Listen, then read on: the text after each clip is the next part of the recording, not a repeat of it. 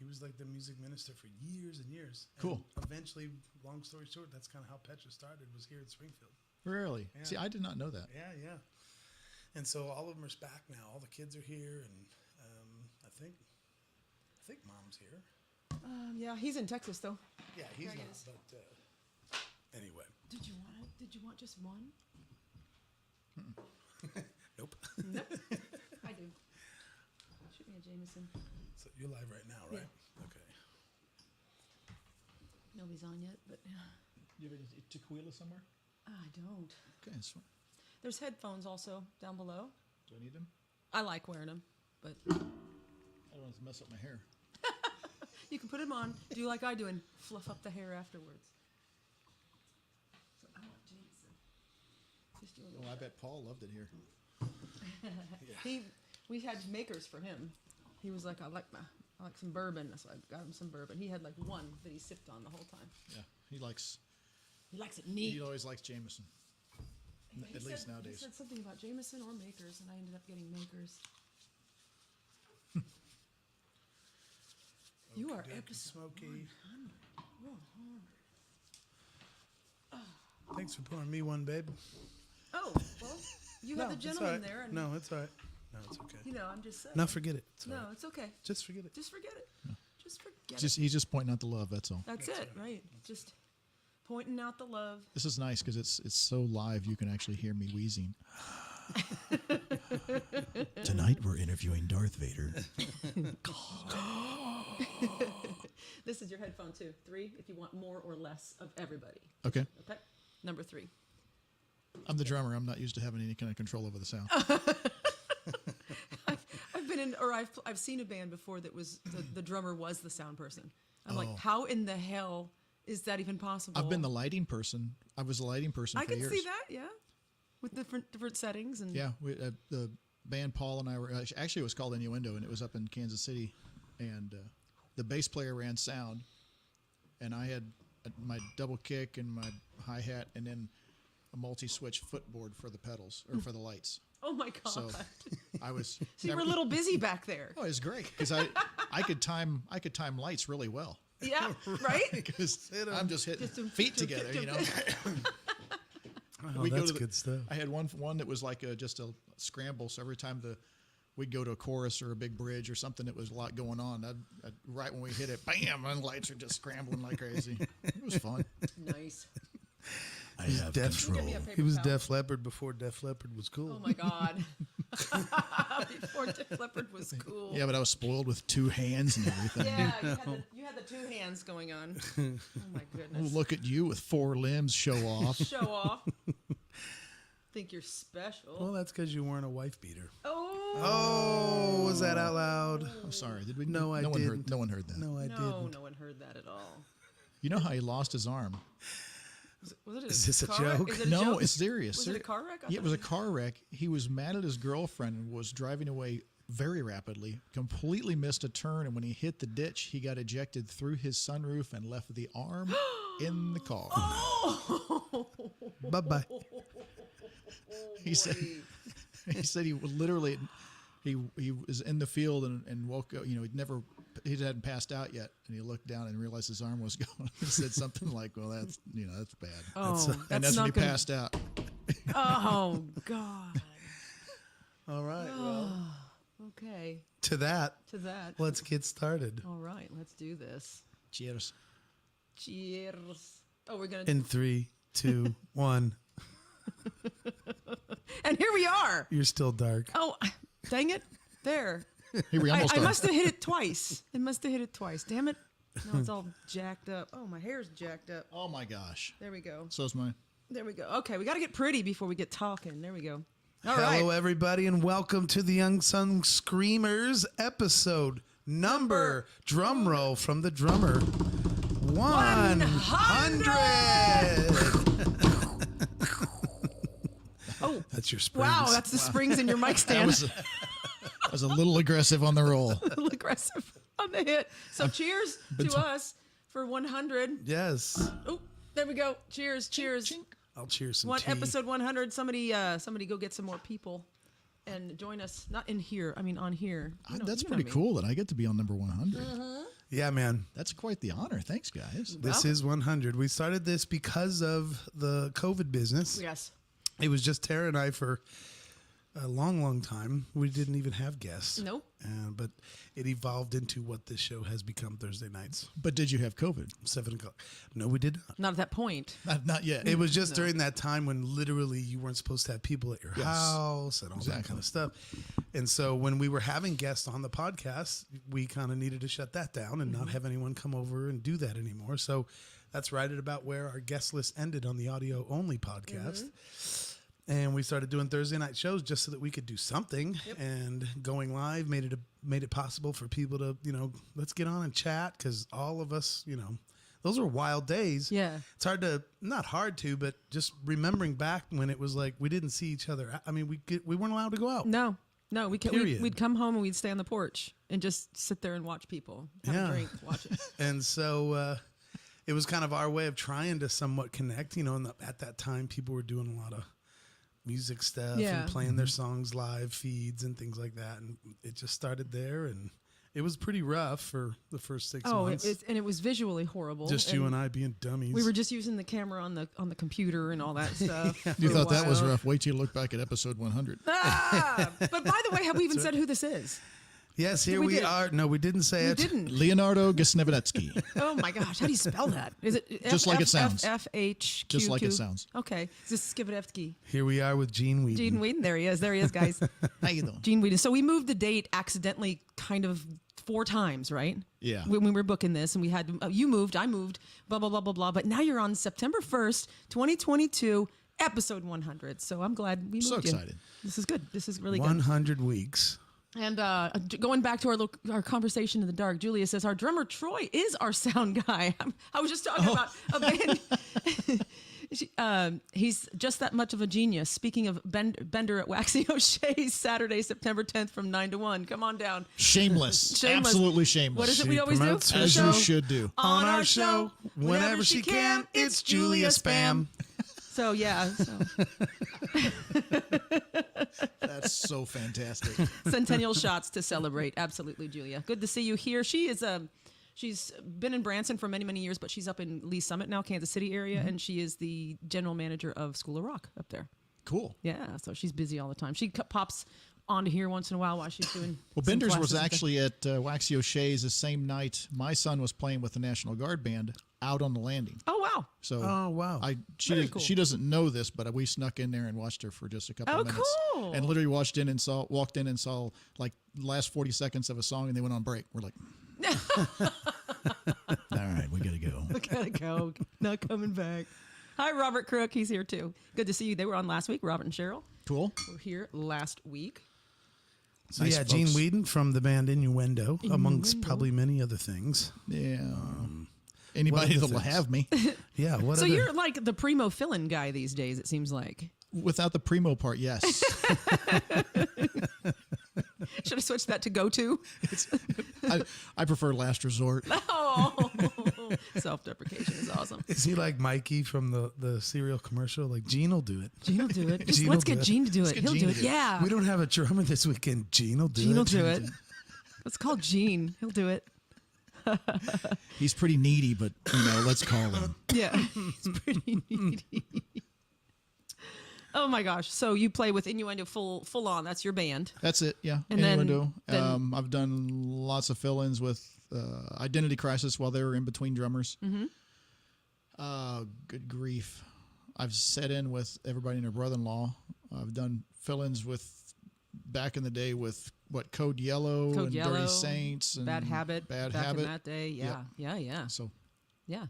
Quick learner, and a lot of the music is a similar style and similar songs that you're normally doing, but all those songs involve sticks and heads and cymbals and stuff. So and rhythms and beats yeah, and I'm okay. 1, 2, 3, 4 counting. I have my preferences on what I like to listen to, but as long as I get to play, I could care less. Right. I love that.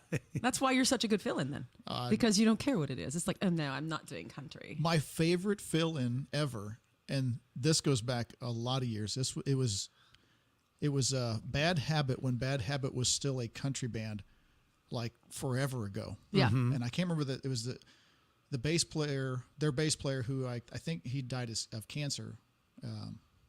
I can't remember his name. Oh my gosh, yes. The older guy. Yeah, older guy, super cool dude. But this was back think before of his everybody name. had cell phones. Yeah. I mean, this is like a long time ago. Right. And I got in, when I came to town, I got to know the folks over at Percussion Shop, not knowing that apparently if you were a band and you needed a drummer, you called the Percussion Shop. Right. And for some reason, I fell in their good graces, and I got a lot of fill-in gigs because people would call, and that was one of those times when I think Kelly Bowman was actually the drummer for Bad Habit, and he had got hurt himself or broke his arm, or something happened to him. He was physically not able to do the gig, and I get this phone call at my home because we don't have cell phones. Right. Right. Hey, we need a drummer for tonight and tomorrow night. Like 6 hours from now? Yes.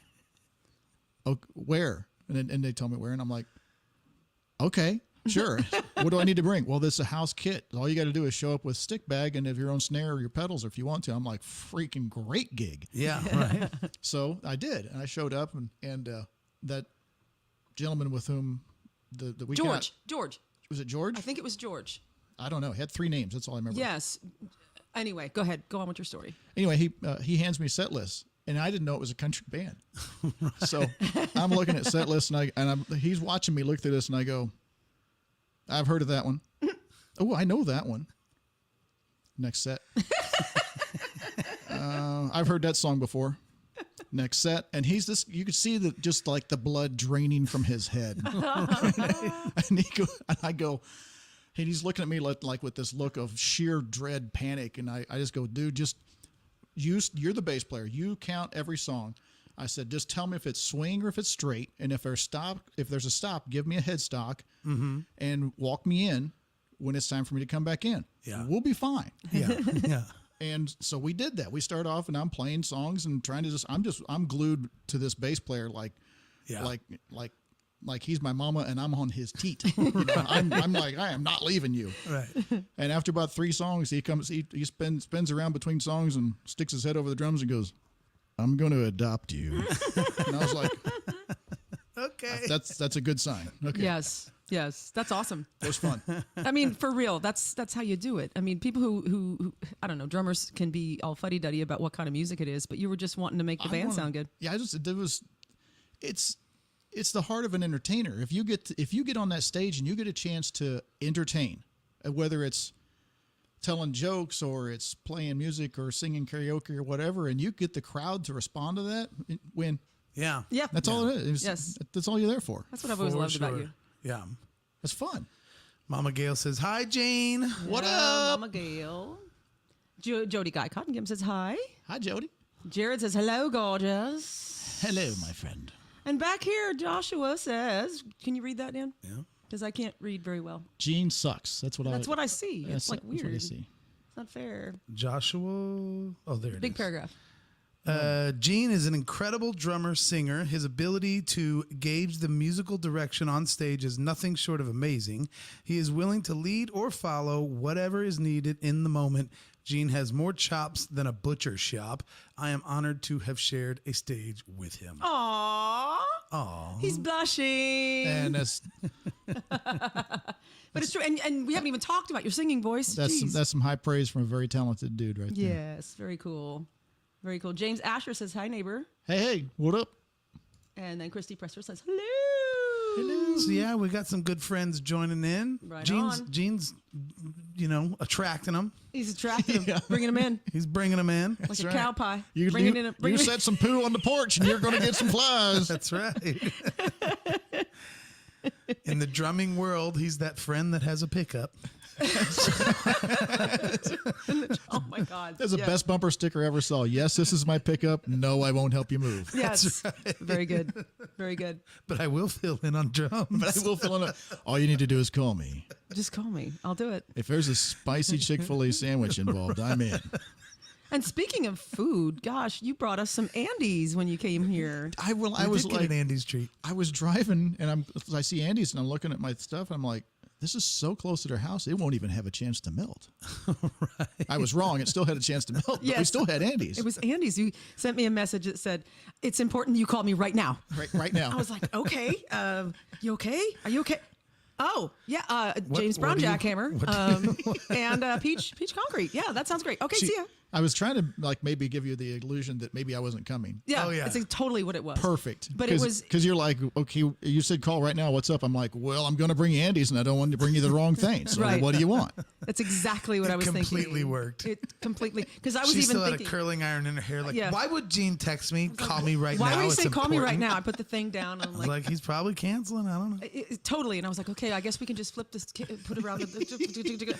Oh, Andy's. Oh, yes, that Yes. works for me. Put me in, coach. Yeah, I'm ready to play. Absolutely. So, you live on a farm. Yes. I love your farm videos.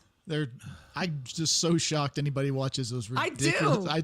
I get the good. view count on my end. I don't know if everybody gets to see that or not. I get the view count. And I'm like, are you kidding me? How many? You people are Because bored. you're funny. Your cat getting off the roof one. Are you kidding me right now? Every time I see something, if something, I'm very self-entertaining. Yeah. Or self-entertained, I should say. Right, right. It's part of what keeps me sane is I try to find humor and entertainment in lots of stuff. There's lots of stuff that's funny, lots of stuff that's beautiful. There's lots of you just got to walk around and look at that stuff and let it entertain you. Let it keep you going. Mm-hmm. So when I see these things, and I'm like, I wonder if there's anybody else who might think this is funny or think this is interesting or whatever. Yeah. I'm like, I'll pull out my phone and make some dumbass video, and sure enough, here we go. It is great. You should do a TikTok. You do TikTok? Yeah, TikTok? No, I do Facebook. That's all. Oh my gosh, it would be It'd fun. be a good TikTok channel. I've got the technical prowess of a Diet Coke. Yeah. Chrissy Presser says, I love the farm videos. Yay! Yay, that's very true. They're funny. Triple G, the Triple G, The triple G, the Triple W, the double W, triple G, whatever it takes. the Triple G, the Triple W, whatever you want to talk it. Zen Lens says, "Why am I Zen Lens? It's me, Cheryl." She's trying to type it under her name, and it came through the Zen Lens one. Josh says he's honored to have Gene on his teat before. On his teat. Nice. So, do you raise cattle? Do you just rent your pasture? What's going on? We've got a 27-acre farm, Mm-hmm. and we've got 2 pastures that we affectionately call the small one and the big one. And so it's just enough land. We have a dozen cattle. Cool. And this year, it looks like we're going to get through the whole year without killing one of them. Oh, Because we've lost one for the past 2 years. This is the third year of us doing this. just accidentally lost one. Well, not like, well. Or you mean they went to be a hamburger? No, it died. Like I've still got souvenir bones and the whole 9 yards. You do that too? Yeah. Like, well, I'm keeping the skull. Right. I'm going to tape it on the front of the tractor. Yeah. With duct tape. Is it your lack of farming skills that killed him or what? No, one of them basically committed suicide. It was cuckoo bats, ran itself nuts, and we couldn't get it where it was supposed to be, and it charged me. And there's a great video somewhere of just a little snippet of it trying to shove its head up my rear end, and me with my hand on its head, lifting myself from being booted over the fence. Oh, gee. And I'm like riding this stupid steer's head for a second, and I jump on the fence, and it goes away. It was a good time. Yeah. But after that, we got him into the proper field. He goes to the stock tank and just drinks and drinks and drinks water. And we go out the next morning. He's laying there dead next to it. How crazy. But apparently, I did not know this. Cattle are very, I guess, fragile inside. If they get too wound up, they will die. They will just drop dead. And retrospect, we would have tried not nearly as hard to get him back where he belonged. Right. Because I'm thinking we'll just run him until he's tired, and then he'll get his ass over there. Right. He Yeah. did. He did. He's permanently there now. And then we drug him down to bypass the field and let him rot. Oh Yeah. my gosh. Oh, So then the second year, another idiot steer. There's a reason we eat these animals. These are the dumbest things.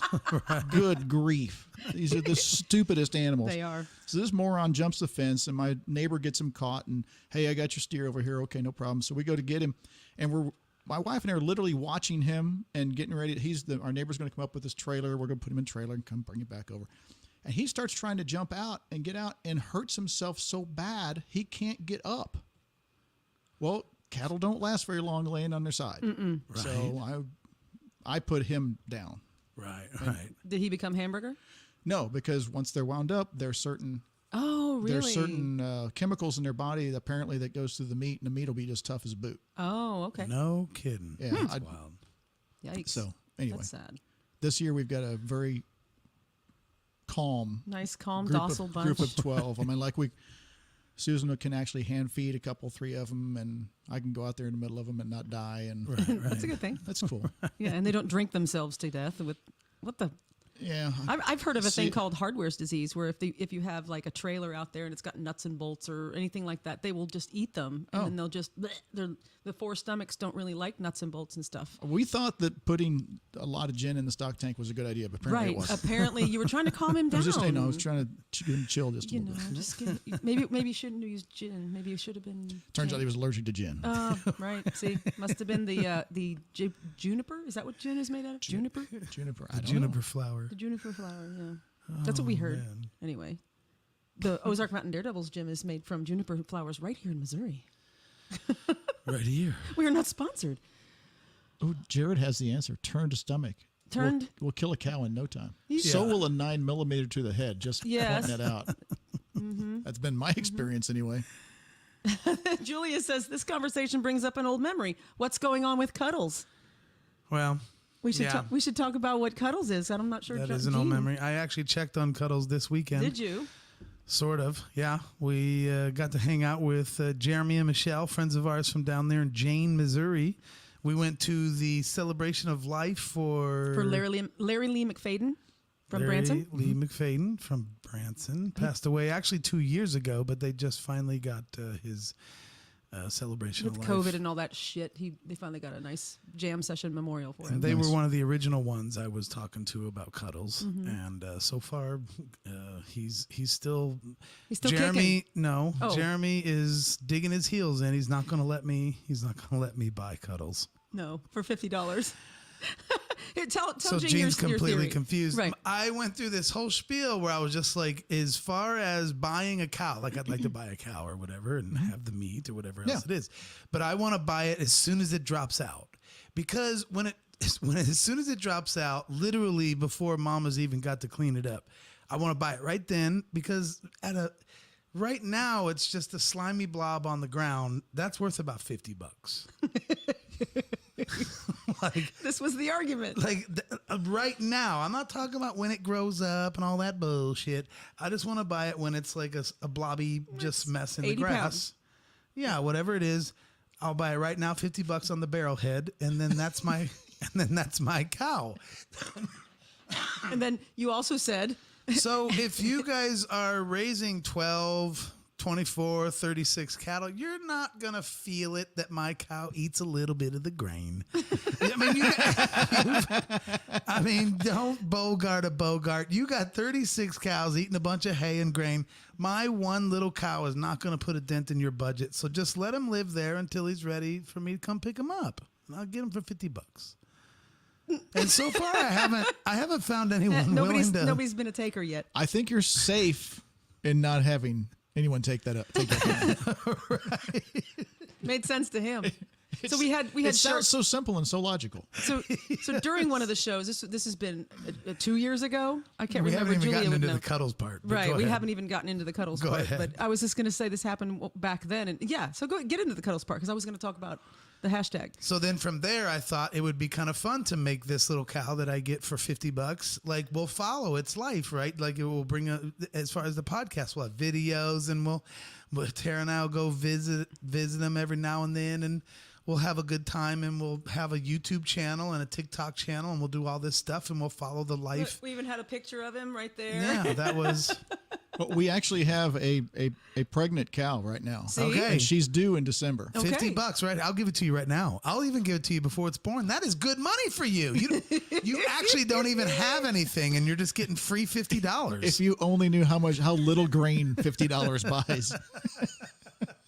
So I was thinking we would follow its life and all this stuff. We'd call it something really, really cute, like Cuddles. We came up with it that night, and it was actually on one of the Unsung Screamers shows back when it was called The Chat, when Unsung Chat, Unsung Dreamers Chat or whatever. Yeah. Anyway, and then we will slaughter it and have this huge barbecue and invite all of our friends over, and we will all eat Cuddles together. I thought it'd be kind of fun. It'll be a cuddle fest. It'll be See? a cuddle fest. Right? And then someone chimed in. Was it Julia, maybe? I don't know who did, for like, justice for cuddles. Yeah, that was Joshua Poole. Was it Joshua Poole? Yeah. Yeah. So then we started the hashtag justice for cuddles and we made T-shirts. And somehow, Okay, I saw the T-shirts. I had not a clue what was going on. And Yeah, somehow during my the Dirty rant, Saints are I was branded on talking its about ass. we would brand it with the Dirty Saints on its ass. Like, as a community, as an Unsung Screamers community, we would all play a role in Cuddle's life, and Yeah. we would brand it with the Dirty Saints on its ass. Jody says he'll kick in another 50.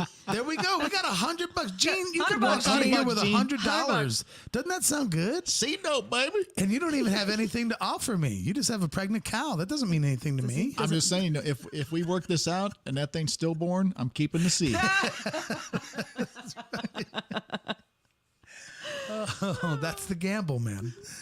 So that's the update on cuddles. We really don't have any more Yeah, information. we Nobody's taken the $50. So we were going to, we just never were able to, too busy, but we were going to try to go ask a Actually. real farmer. And obviously I know this logic is complete, Yeah. jackleg shit, but I thought it would be really funny to ask a real farmer and then stick to my guns, like argue with And him. act like the city boy from St. Louis. Like that thing ain't worth a damn thing when it's just sitting to just see if. And it was funny because we It's a actually slimy bag of bones. yeah, it's a slimy bag of bones. Slime it back alone. There's a friend of ours that is way into this whole business, showing cattle, and down in Texas, Austin, Texas, and he's been in this life his whole life. He's actually on his Facebook showing these photos of some of these cows that just these show cattle. Or help me. And So when you know, I don't know if you know. You're probably well aware. You go to the state fair, you show yeah. your cattle, and it also it builds up the bloodline of your herd, and also that calf or steer can be sold at that fair Absolutely. for So a he's higher in that price whole because biz. it's just like a dog show. It's like perfect, but We've this got- is bloodlines for we cattle. have very close neighbors, proximity, and also good friends of ours that raise Clydesdales. Oh, okay. Oh, okay, cool, cool. And they just got through doing. I mean, they went to, of course, the Anheuser-Busch? no. Springfield. What am I trying to say? The Springfield Stockyards? Cardinals game. Yes, they went to the Cardinal. No, it wasn't the Cardinals. Hey, Clydesdale hit a home run.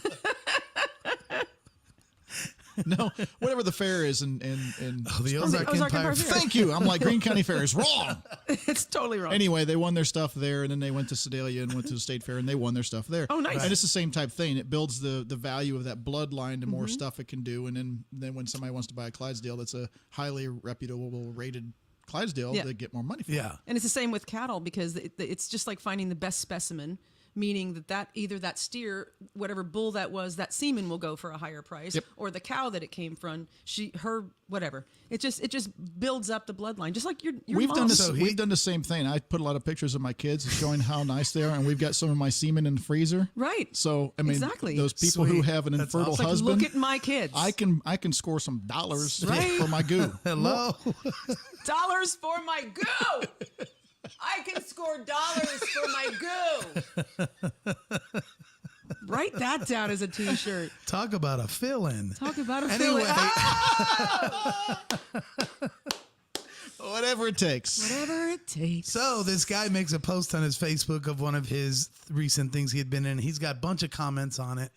And I just come in out of the blue and I just am like, hey, why don't you ask them if they're willing to sell me cuddles for $50? I mean, I'll buy it right when the damn thing drops on the ground. He comes in right behind my comment like, I just want everyone to know that he's joking. This is a friend of mine, and he lives in the city.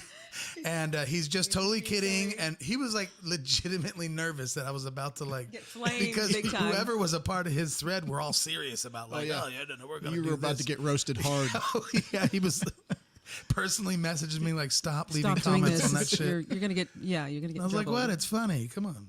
But it's funny. Yeah. Oh, they don't think it's funny at These all. are the jokes. These are the jokes. These are the jokes. These are the jokes. These is the jokes. There's Susan. Hi, Susan. She's watching on YouTube. Not my sunshine. Oh God. Is that the cow? I don't. Is Sunshine the cow? I have no idea what she's referencing. Not my there. sunshine. This is probably what 7:27. So 3 minutes ago. That's probably my stupid comments about freezing semen. No, I think it came in before your goo comment. So I think anyway, but Yeah, yeah. Josh says I created the brand Justice for Cuddles. That's a Yes, true story. that's what he just said. Yes, you did. And he never got paid for it either. We've sold like 4 T-shirts. We should give him his $3. It is hashtag Justice for Cuddles. Yes. You're right. I forgot about that. Yeah, hashtag Justice for Cuddles. We have the T-shirts. I think we sold 1, 2, 3, 4, 5, maybe 6. Yeah, maybe 6 T-shirts. That's awesome. It's the most T-shirts we've sold off the website. No, it's not. We have sold hundreds. Oh, that's right. Hello. Golly. Were you not paying attention? We sold hundreds. Tell people publicly Hundreds that of 4 T-shirts. shirts is all we've sold. You can also get your Crazy. own merch from unsungscreamers.com/shop. We're being listened to in Sydney, Australia right now. You can still get your I'm Not Brian Laundry T-shirt if you'd like. It's still there. Justice for Joshua. And also Susan says, my baby calf from Ray Ray. Oh, yes. Yes, she's probably going to name Sunshine. Oh. That's Ray Ray is Oh. our cow. We bought She's the one that's pregnant. the ones that raised Clydesdales had a couple of bovines that they did not want because again they're trying to raise a certain level of bovine as well, and it has to have certain colorings, and these two didn't have it. And Ray Ray is the name of this cow, and she had a steer. Once they've been denutted, they're called a steer. Right. And so there's a steer, and its name is Sweet Baby Ray. Okay. So we got both of those. Okay. I But gotcha. before we bought them, she's already with a bull snuck over and nailed her again. Nice. So Ray Ray is actually with With calf. Okay. With calf. Are you hoping for a male or female? Don't care. Okay. I just wanted to Be alive. Move once it Move. I was gonna say move. Okay. Uh-huh. Anyway, I got once a it joke. hits the I got a ground. dad joke. Real quick. Yes. What makes this sound? Ooh.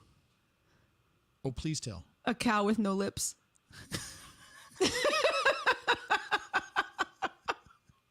Thank you for laughing.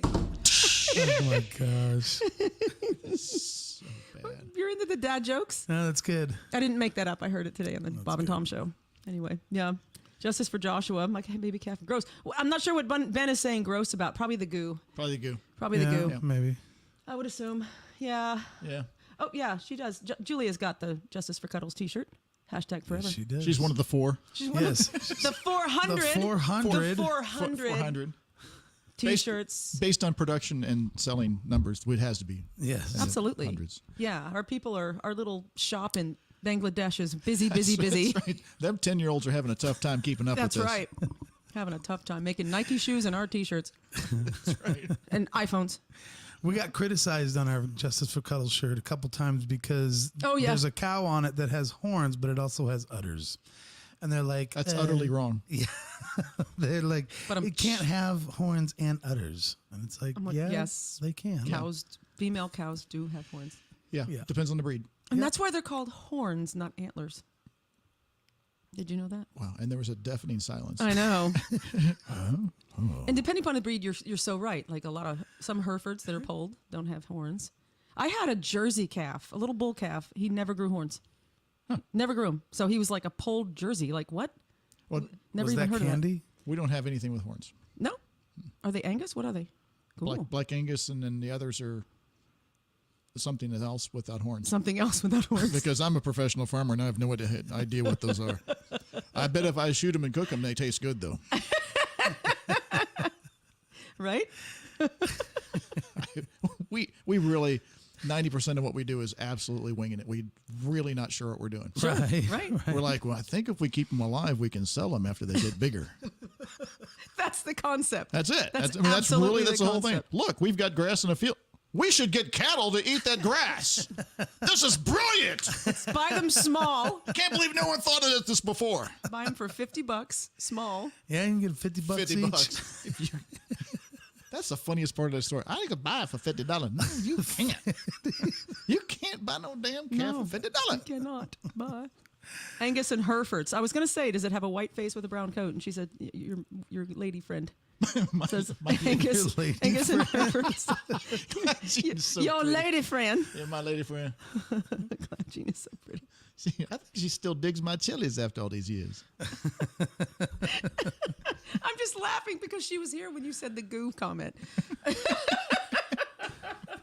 Trust me, she's heard worse from me. I bet. I would bet. She's been putting up with my weirdness for a very, very long time. How long? We've been married 28 years. 28 years. 28 years. Nice. That's right. 3 grown children, or you still got one in the house? Oh, no, they're gone. Oh, they're We gone. kicked them out a long time. That's why you have a farm. The password is emancipation. Oh my God. No. The password is emancipation. Do you have other animals besides just the cattle? We have 3 cats and 2 dogs. Just the But basic no other bitch livestock, pets. no ducks, chickens, No. bats. We have some bats, but nothing that we've like named and come here. None of that stuff. Exactly. No venomous ducks, nothing like that. No, but the cats were a necessity because I've never been much of a cat fan, mostly because I'm pretty allergic to them.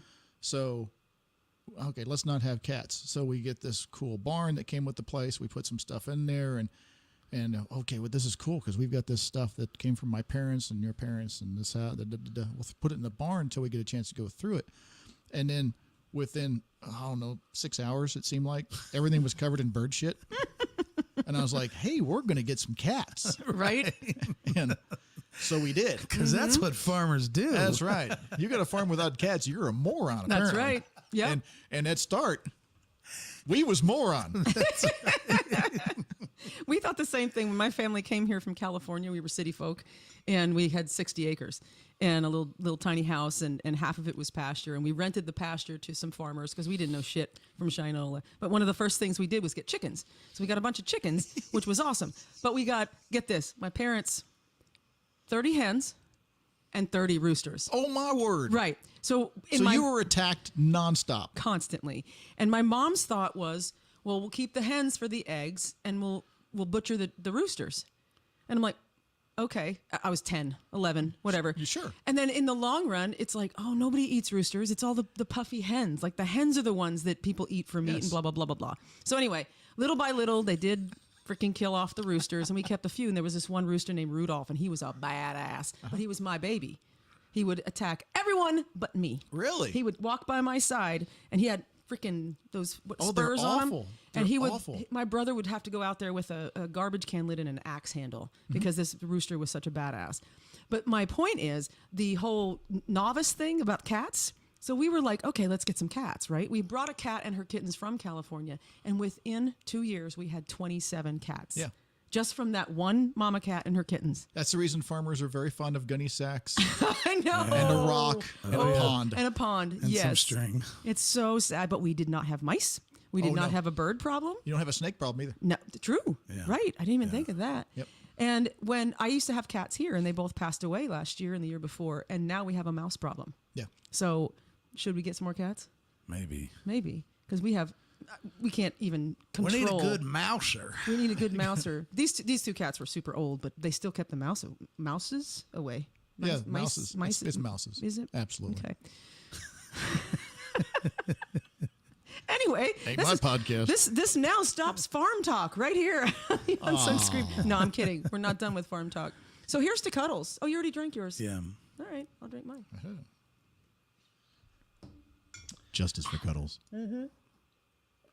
What was the motivation moving out there? I mean, how did that even come And is it? about? Did you say Greenfield? Yeah, it's outside Greenfield. And everybody's like, it's in the middle of nowhere. Of course it is, but it's not that far. Right. I mean, Right, from right. here, it's like 45 minutes. And people, I'm like, you know where Willard is? And everybody's like, yeah, we can drive to Willard. No big deal. Okay, if you're in Ozark and you drive to Willard, it's like being in Springfield and driving to my farm. Nice. It's Yeah. 45 minutes. It's not that big a deal. right. So anyway, You just shake your head because I know you've heard it a million times. yeah, I'm like, it's not that far. Come on, God. Right. But everybody, Springfield's kind of a spoiled thing. When we first came down here years ago, I remember stopping on the north side of town, northeast side of town, and I stopped in a convenience store because I didn't know where we were on Springfield. And I go, hey, can you tell me where such and such is? And and this gal, I swear to God, she looks at me and goes, oh, honey, you don't want to go over there. That's all the way across town. And we were moving down from Kansas City, and you like drive 30 minutes to use the restroom. Yeah, yeah, exactly. I'm like, it's 7 miles across town. Can you just maybe tell me where it is? Right. That's all the way across town. I'll suffer through it. I used to hear that too when that place up on the north side was called Fusion, the little bar up there on North Kansas. Some people that hung out there, we would say where our next date was, and we'd say 320s, and they were like, "Oh, it's too far. Oh my gosh, that's all in the south side. That's all the way on Yeah. the south side. I That's can't. all the No, way over that's all the way." I'm like, "What are you talking about?" Anyway. It's so weird because you can literally play on different sides of Springfield and get a different crowd. Oh, completely. Completely. And it's like, oh, we don't go over there. Yeah, that's not our side. We stay on the south side, We stay on the south side. east side. So was the farm thing just like, let's get a farm? Well, Or was there something that led up There to were- it? Or there have was you a- been in farming in the past? I grew up, my ancestry is a long line of farmers. I'm like the first generation not being raised on a farm. Of course, you have the name Weedin, so yes, Exactly. you've been Weedin. Exactly. It goes Your whole without life. saying. Yeah. But my dad was raised on a farm, and then when I was growing up, when my grandfather got too old to really take care of the farm, we went on weekends and farmed. So I kind of grew up in a city, but also grew up on a farm. I'm comfortable. You put me in the middle of a field or middle of a downtown, I don't care. Right. Awesome. So always had that kind of in the back of my head.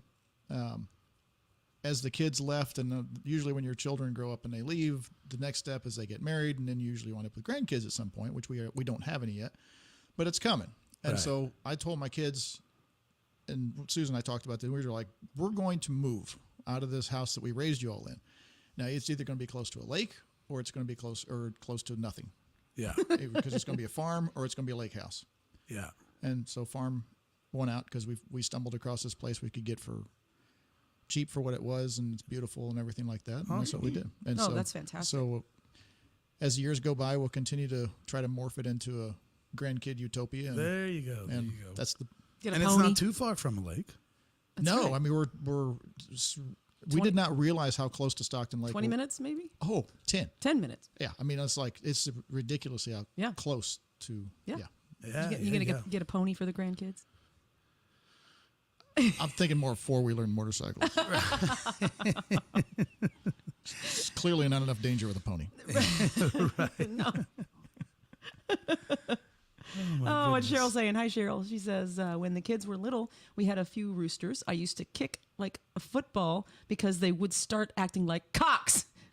Only took a few kicks before they figured it out. No, this rooster, Rudolph, did not figure it out. No. He was hit with an axe handle right across his wing and thrown several feet by my brother, and he just came running right back. Oh, the same farm that my grandparents' farm. I can remember they had a rooster out there that was just meaner than fire. And he as soon as you turned your back, he'd just be sneaking up on you to get you. And I would go out there with a baseball bat, and my grandma was like, "If you hurt that rooster, that's fine." I thought there was going to be something different. I know. I did too. And she was telling me, she's like, "Hey, if you hurt that rooster," and I'm thinking, "Oh," she's Yeah. like, "I'm good with that." Yeah. Okay, good to know. That rooster ended up getting drug away by something, a raccoon or something. And I went out to the chicken pen because it was my responsibility to close the chicken pen, and I didn't close it that night. And something drugged that rooster away. He was gone, and there were feathers and blood everywhere. Perfect. That one fucking rooster was gone. And my brother was like, "Fuck yeah."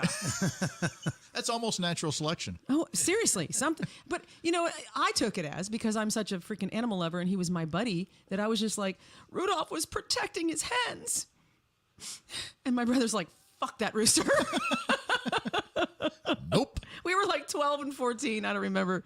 Oh, God, I can remember that like it was yesterday, though. They're generally all mean pieces of shit. And there was we had a Banty rooster, too, the ones with the feathers on its feet and stuff like that, and they would fight. And Yeah. that little Banty would hold his own. A Banty rooster's a little tiny thing. Yeah, there's a reason people pay good money to go out in the middle of nowhere and watch cockfights. Yes, it's That's crazy. true. It's true. It's crazy. They'd They beat are. up on each other, but then they would stop and just go on their merry way. It was crazy. They wouldn't go to death. They would just fight for a minute and I don't Weird. know. They're Why we wild animals, had man. too many fucking roosters. I worked on a job site. My only rooster story, because I didn't grow up anywhere near a farm, but I worked on a job site that was kind of out in the country, but it was a big, nice house, $2 million house that had like a gate. And before the construction was done, the gate had to be pulled to, and you had to kind of throw the little combination lock chain, just like locking up your bike. Eventually, it had the big grand gates, but until we got While done it was with under the job, construction, while it it was had- under construction, we had to pull a farm gate and put this combination. You were waiting for me in the car, weren't you? Yes. Yeah, we were together leaving the job, and I was the last one on the job, so I had to get out and lock this gate, which is the numbers have to line up before it's going to even go together. Right. Right. Then when it goes together, you change the numbers. So it was one of those kind of old school, like you can't just push it together if the numbers aren't lining up already. Right. Right. Because some of them are a little more newfangled angle. They can do that. Fangle. But not this one. It's important to the story because when I started to walk back to the gate to lock it, I looked over and there was a rooster that had come across the highway from the other farm across the highway. And he's The head went down. In my memory of the story, he was looking at me eye to eye. Eye to eye. And it kept going. Yeah. And it kept, and it started doing that shit. And Tara's in the car, and I'm over on the gate, and he's about 20 feet away, and he starts doing that shit to me. And I'm trying to get this combination locked together. It was a rooster. And the numbers were not lined up because some jackleg on the job site jangled with it before so now I'm trying to get back to the numbers, and I'm watching. Oh God! And he is coming at me. I got that thing done, and then I'm running for the Jeep because it was like 20 feet away, and he was. Oh my God! I hated that day. That was a bad day. I don't have any other story than that. Sorry, but it scared the ever loving It's a cock bejesus story. That's out great. of me. But think about it. There's a horror movie waiting to be made. Killer Cocks from the Country. Right. You know? Yeah. And everybody who's been around that is going to identify and just go, oh my gosh, those are scary bastards. Yeah. Anybody who's ever been chased by a rooster will go see that movie going, I hope they kill this sucker because I'll watch it die. That's such a good point. Has there ever been a rooster rooster horror movie? movie? I don't There's think no so. rooster horror movie. It's coming. It has to. I tell you what, if I've already named it Killer Cocks from the Country. Killer Cocks from the Country is patenting it right now. That's right. I claim it. So it's mine. If Kristen Dennar was here right now, she'd be walking out just because we're talking about it. She hates birds. I know. Any kind of freaking bird. She'd I know. be like, ah! There's a bunch of us send her pictures of that crap all the time. Yeah. It's so much fun. She wouldn't Yep. even talk about She it. won't even talk about it. She's like, stop. Oh man, just like Cujo, but a damn rooster. But a Yes. rooster. That right. would be amazing. And like a big rooster. Because I bet there's been more people per capita attacked by roosters than dogs. I would say, you know what? But nobody talks about it because nobody wants to go, yeah, I got attacked by a chicken. Yeah. And nobody It was wants to a- talk it was a about that. chicken. It was a chicken. It was a chicken. I bled like a stuck pig, but it was yeah. a chicken. They can do some damage now. Yeah. Freaking hell. That was about the scariest I've ever been. It's in my life. terrifying. It is. And I didn't think it was terrifying because Rudolph didn't attack me. He attacked everybody else. So I was like, this is my buddy, man. Oh gosh. Shell Crook says when the kids were little, we had a few roosters. I used to. Oh, you already read that. I did. Christy says question. I've been hearing, no pun intended, people debating on how some shows are too loud. It's so loud you can't have a conversation. Where do you all stand on this? What's a good volume? Well, that's an interesting question for musicians. Let's put a pin in that Let's one. put a pin. just We'll in come case back to there's that, more Christy. related We have a few more questions here. comments. Well, if they didn't figure it out, I would get out the shotgun. That's right. There's always that. That's Shell there. Donna, Daisy, hi. Dean's brother locked him out of the house and watched as their mean-ass rooster chased him See? around the house. See? Killer Cocks from the Country. Killer Cocks from the Country. And Christy says, Thanksgiving. Thanksgiving is the closest movie you'll see a bird die. I think that's the closest thing to like a bird. Bird I think thriller. what she's saying is The closest thing to a bird horror film. yeah, Thanksgiving. Thanksgiving. I've never even heard of that. Well, that's Killer- it's what we do in America. If there's a holiday, we're going to kill something. It's either it's a pumpkin, it's a pig, it's a turkey. It's the son of God. Something's Whatever. dying. It's the Son of God. Oh my God. Oh, No, that's Oh. wow. Ooh, too soon? something's got to die. That's not an American holiday. Oh, that's true. That's true. I'm writing down Killer Cocks from the Country. Copyright. Wait. Copyright. Oh shit! It went away. Copyright.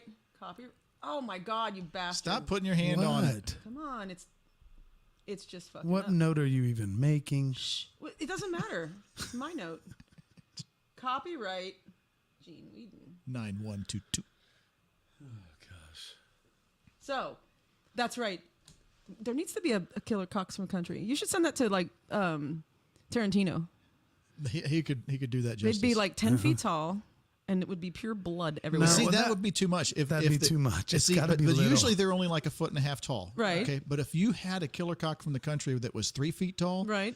they're terrifying at 1.5 feet. Yes. You get a 3-foot rooster coming at you, that's a whole different level of terror. Yes. I mean, because if it's 9 foot tall, you're like, that's not real. You're like, That's not whatever. real. That's not Right. real. But if it's But if it's 3 feet, but if it's 3 feet tall, that's believable. You're like, it's a mutant cock. mutant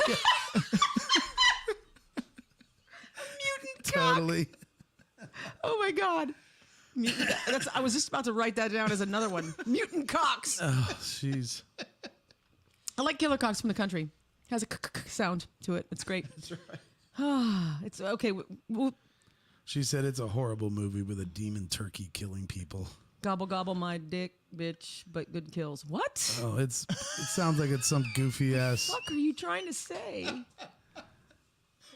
Oh, and Cheryl, what's Cheryl saying? Oh, okay. So she's answering Christy's question about music. So and Cheryl's first. Let's reiterate that real quick because if we're going to have a conversation about it. Question. Been hearing, no pun intended, people debating on how some shows are too loud. It's so loud you can't have a conversation. Where do you all stand on this? What's a good volume? Then Cheryl comes back with, if you want to have a conversation, then don't go to a bar with live music. That's my opinion. Thank you very much. I'm on Cheryl Crook's I'm on page. Cheryl's page right there. I'm kind of somewhere in the middle because most venues are large enough. If you walk in the door, think about Carrie's and how big and long Carrie's is. Yeah, yeah. And there's plenty of venues that are large and broke up like that. Some of them are, you go into the Kiss or something like that. That's just a big rectangle box. Yeah, yeah. You can't get around the fact that there's a live band playing and it's going to be loud. Yeah, Now, for the sure. sound man has some control over that. But if you walk in the door and it's overbearing, it's probably too much. If you're up close to the stage and want to see a rock show, stay close to the stage and see a rock show. But don't sit in the first 2 rows of the seats and then bitch about you can't complain, you can't talk to your friends. Right. Go to the back of the bar. Right. Go back where the right. pool tables are. Yes. Go somewhere else. There's plenty of people there that came to watch a live band. If you want to have a conversation, don't come watch a live band. 100%. Yes. It's rock and roll. It's going to be loud. And if it's not loud, it shouldn't be called rock and roll. Right, right. Yes. Sorry. I agree. Not that I'm ever opinionated about anything. No. Well, I think this lines up with lots of things we see in this crazy world we live in now is just the lack of common sense. Because What? in one single room, to your point, in one single room, there is still a place you can kind of just get a little further away from the intensity if you're there to have a conversation. I mean, if, I don't know, you're meeting some family members or that you haven't seen in a long time, they drove in from out of town, let's go see a band, but we want to also catch up. Yep. Well, that's your choice to do that. And there are places in all these venues you're talking about that are like, you can have a conversation over the band back here, but not up there and then also complain about it. Right. But there are some venues to me and some bands, I think it also goes, like depending on the music. I mean, if King's X came back to town and they played at Kiss and it was so fucking loud you couldn't even talk over it when you were still in the parking lot, I am A-okay with that. I do not need to talk to anybody. No. I have gotten so good at mouthing Bud Light. Bud Light. That's all I need. I mean, you're not going to go catch up and have a conversation at a show that you're really going just to see that. Yeah. But if it's more just kind of like a, hey, night out, let's go see a band. And from a narcissistic point of view, the folks on stage don't want you to have a conversation. Of course. They want your No attention. kidding. 100%. We worked so hard to put this crap together. Stop sitting out there and jabbering. Pay Yes. attention. Oh, man. We're working so hard to provide some entertainment for you. You have no idea the blood, sweat, and soul we have in what we're doing. Pay attention. Yes. Oh, amen. Yes. Amen And what's amen. even worse than that is if you have the type of venue that, whether it's a band or an acoustic act or something like this, and you can actually hear people talking over what you're doing, and it's just like this. Yeah, it's when like, Tara and I did our boot shows, they're very quiet shows. It's just play the piano and we just sing together. We don't have big drums and cymbals and Well, and all Innuendo's a this stuff. loud show, and I'm largely to blame for that. I play a large drum kit. you're Everything. a drummer. Of course it's loud. But it's different drummers have different volumes, and You're a hitter. I'm a hitter. I love I it. play hard, and my drums are wide open. They're not muted. I mean, it's a loud son of a gun. But Right. the softer you hit a drum, the crappier it sounds. Absolutely. Amen and amen. 100%. So if you've got the drums tuned correctly and you beat the fire out of them, they sound fantastic. Yeah. Yes, they do. They aren't annoying because they sound good. Ta-da! Yeah, when the drummer, that's one thing. It's just a weird. This, I guess, is a good subject It's a to be brought great up because subject. there's been so many other band members that will stifle drummers from hitting hard. Yes. because they think they know better, like guitar players and bass players who don't know shit, and they try to tell their drummer, "Hey, don't hit so hard; it hurts my ears." Yeah. Well, your actual drums are not going to sound as good. First of all. You know what I mean? I mean, that's such a true thing. And nobody really knows the AB except people like me and Gene. The two of us know. How you I doing? know. I know. The three of us, ABC. The three of us know ABC. I've had more trouble with the volume of guitar players than I have with drummers. Sure.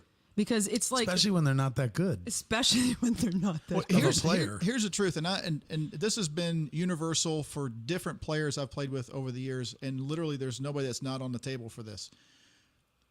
It's not like I get louder as the night goes on. I get wound up at about 2 songs in, and there's my volume. There you are. Yeah. Right. And I constantly, as the night goes on, will see different people cranking their crap up. Yep. And I'm like, well, my stuff's not getting cranked. Yeah. This is all we have. The only Right. person who's cranking me from this point on is a sound man. Yeah. yeah. So Yeah. I've done what I can do. Same with me as a vocalist. Here we go. Yeah. I got no control over that unless I go 14 times a set going, can you turn me up? And I don't do that. I won't do it. Right. I won't do it. And it's everything around us that does the same thing. Yeah. It is wild. We're Back locked to your in here. I back to your agree. point. Yeah, back to your point about how hard you work on stuff. It's and Tara and I won't name any names, but we did a show one time. Oh my gosh, you know exactly what I I'm know talking exactly about. where you're going with this. And it was friends of ours, total friends till to this day. Mm-hmm. We never talked to them about it, but dear Lord, we're playing songs. I have one song that I wrote. Tara helped me a little on it, and also worked with my kid's mom. We sort of co-wrote it all together. Doesn't matter, I guess, but it's a song about a mother who lost her child because a pond had iced over. She told the kids not to go down and play in the pond. They went and played in the pond, and the ice broke. His buddy, 10-year-old, 8, 9. he 8 or 9 years old, he falls into the water. They both fall into the water, but the kid goes and saves the other kid.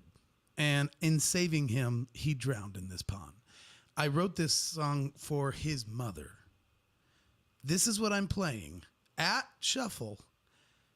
And I can hear louder than my own monitor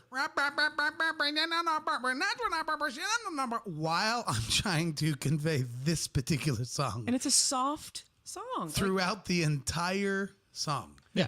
I almost jumped off the stage. And so can punched him everyone in the else hear face. this Like, person. Yes. I mean, I wasn't even playing like Journey and Bon Jovi, and this was like doing this whole thing, and it was that bad.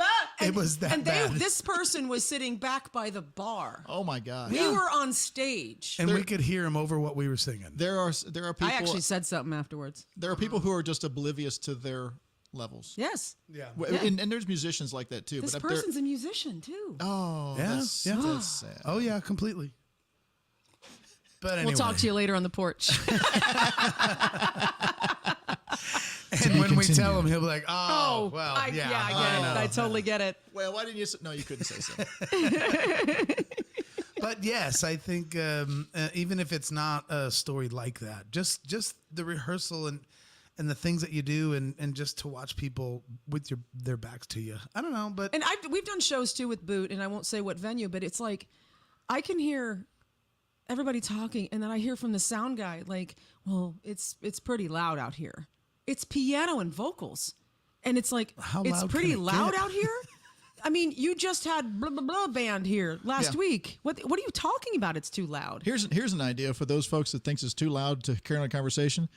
If you'll stop trying to have a conversation, they won't turn it up so loud. Oh! Hey, man, brother! There's the answer to that question. There you go. In the long roundabout way, Christy, there's the answer to your question. If you want to have a conversation, go to Applebee's. I'm so sorry. If you don't want to know what I think, please don't stand too close. That's right. It's been a motto for a long, long I time. feel ya. I mean, 100%. Paul Tomlin said, "Why are we hating on guitar players all of a sudden?" Oh, no. See, I don't. That was Tara. That was Tara me. was hating on him, not you. No, it was me because I said something about guitar players turn.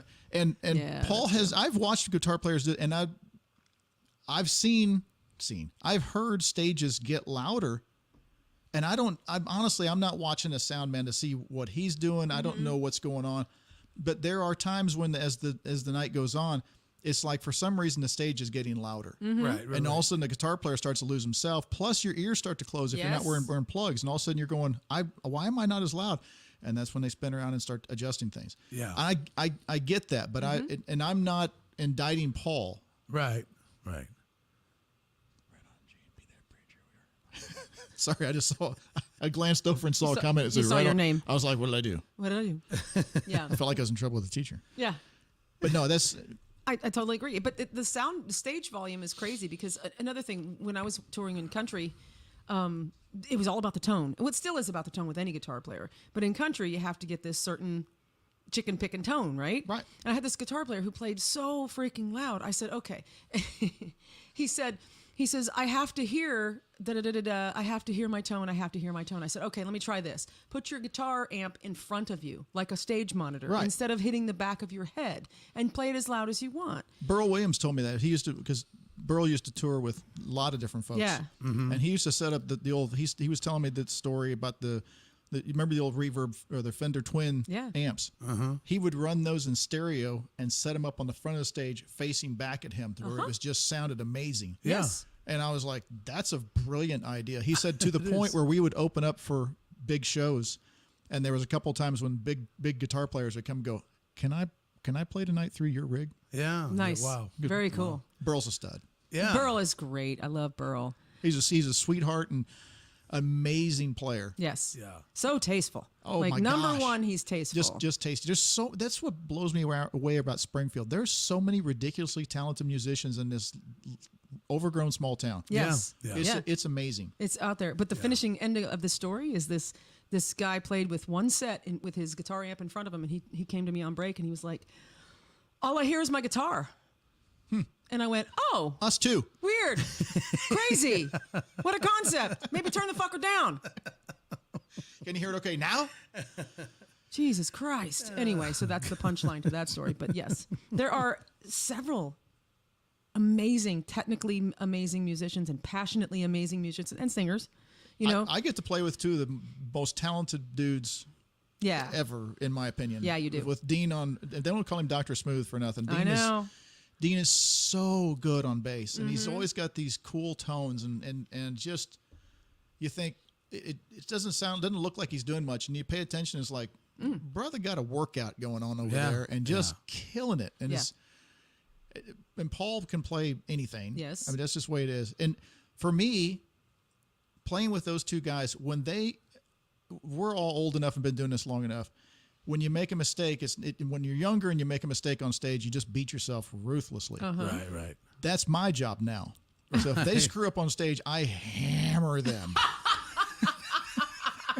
I will destroy you. So much fun because it's so rare. Right. Yeah. They'll blow something, and they know not to look at me. If they screw something up, I'm like burning holes in their skull until they look at me, and I'm like, yeah, heard that. Mhm. Yeah. You know, just wearing them out. Do they do that to you? Absolutely. They have plenty of opportunities with me. I just play so much crap that's like, you couldn't tell. Yeah. Just cover it up. I buried it. Buried it up with that. Buried it with my loud drums. Buried it with my last drum. And Paul says, don't make eye contact ever. So, yeah, he's nice. Cough on the podcast. That's great. Christy comes back with also there's a reason why there's breaks. Yes. I know with my recent ear issues, she's having ear issues. It's been difficult. It's been difficult noise-wise for me, but I just adjust with ear protection, like Gene said. Get up and move away. The selfish side of me kind of wants to hear better, etc. Okay, now, word to the wise for earplugs.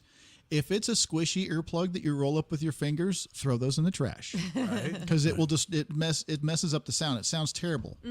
Get the ones that have they're rubber and they have concentric circles. There's usually 3 or 4 Oh yeah, concentric yeah, circles. like a cone. It looks like a cone. It looks like a cone, and you reach over the top of your head and you pull your earlobe up and you give them a little twist as you shove them in, and they will seal up about 2 or 3 of those concentric circles. And it clears things up and brings all the levels down. And they're fantastic. I've been wearing them since I was a little kid. And I can hear, for a drummer who plays the crap out of stuff, I hear very well. You can still hear. You can still clarity. hear everything. You're not blocking it out. No, Yeah. it's clarity. Yeah. The squishy roll-up foam things, to make everything real boomy, bassy, and it just makes everything sound terrible. Yeah. Throw those away. They're junk. Yeah, right. good point. And if you come to see a show and need earplugs, come see me, because I usually have like A case of them. I've case of got I fresh literally usually have about 10 or 15 pair of earplugs Yeah. with me. They've only been used a couple times. You lick the wax off, they're fine. No, all you got to do is lick the wax. just lick the wax. You're fine. No, they're Dip them in What your was that tequila. shirt about the goo? What was that? no, they're new, and I will give them to you. I don't care. That's awesome. And I've talked to Dan about this before, because sometimes we get to spinning cuts in here, and it gets so freaking loud that my hearing is damaged to the point of when it gets too loud, it just all starts sounding like rah, rah, rah to Right. me, and I can like push the part of my Well, ear your in. ears are distorted. My ears are like distorted. the music is not distorted. No, the but music her is ears, fine. Her ears distorted. But Totally. I can sit there and just push that outer part of my ear in a little bit, and I'm like, clears up. okay, cool. That's, so those earplugs. That's what those plugs do. Yeah. I wish I'd have brought some with me. I'd have been like, here. Yeah, thanks. Well, I know what they are, so yeah, I can get them so we can jam and he can be happy. Because I always ask him to turn it down. It pisses him off. He's like, "Damn it, I want to jam some music." Because my ears I've are been to fucked. major, big arena shows and stuff, and think, golly, it just doesn't sound that good. I put my earplugs in. I'm like, oh my gosh, this Yeah. sounds fantastic. Yeah, I've got such damage in my right ear, especially. It's I have to blame it on the snare drum, because I sat in small stages by right next to the snare drum for years. Now, see, I'm not a rim shotter. For those who don't know what a rim shot is, it's when you hit you hit the head and the rim at the same time, and it gives a loud crack, and it's loud. And there's some drummers, every time they hit the snare, it's a rim shot because they like that sound or that feel. I'm not sure what it is. I don't do that. Yeah. I'm not to me, it messes with the tone. Right. And And there's a place for that now and then. yeah, there's, if you're coming out of something, there's lots of fills I could tell you about that, it's got to be a rim shot. Yeah. It's got to have that. Wow, that was loud. Yeah, it should Yes, be. and that's where it was supposed to be. that we're loud. supposed to be. Not every. Not every freaking hit. Yes, exactly. Each their own. That's just Right. not the way I play. I know. I'm so picky about the way things are tuned and the way they sound. And Which is good. You should be. It's good. ah, Yeah, I had a drummer. The first drummer I played with professionally. I think I'm gonna not say names, but anyway, he was a fantastic drummer, but he was a guitar player at heart, and so he played pretty lightly, and he played well, but he played lightly, and he was an amazing singer. Sounded like Vince Gill. Awesome. And then when he left the band, we got this other drummer who hit like a monster. So at 25 or whatever I was at the time, I was like, he's too loud. We need to put a cage around him. This stupid idiot shit that I was doing but that's what you did in country in the 90s. You put a cage around the drummer. It's like, Sure. it's normal. And then when we had it smaller, took 15 years later, and all the churches started doing it. 100%. Yeah. Actually, I went to a church one time where the drummer was actually in a booth, Yeah. like separate from the band. He's over there. Yes. And he's in a booth. And I'm like, oh, that's awful. Like it was a Most drummers deserve to be in perpetual timeout, true so that. it works. That's true. I guess it kind of fits. But anyway, I guess what I'm getting at is I learned when I started playing rock music, I learned, oh, this is better drumming. I like this. I like when I can actually hear the drums. So much and more fun. You can actually feel that kick drum. You can feel the snare. It's just so much better. It just gives more personality to the band too. I'm so picky on tone. I mean, Yeah. I can list you drummers that are that everybody considers drumming heroes from the past, and I'll go, yeah, great player. Brother did not know how to tune a Yes, kit. right? It sounds terrible. Yeah. And honestly, the first two that come to mind, Don Henley, his drums always sound like poo. Every Eagles song, he's a great studio drummer, and he's got them, they just sound terrible. And I'm going to get haters on this. John Bonham. Yeah.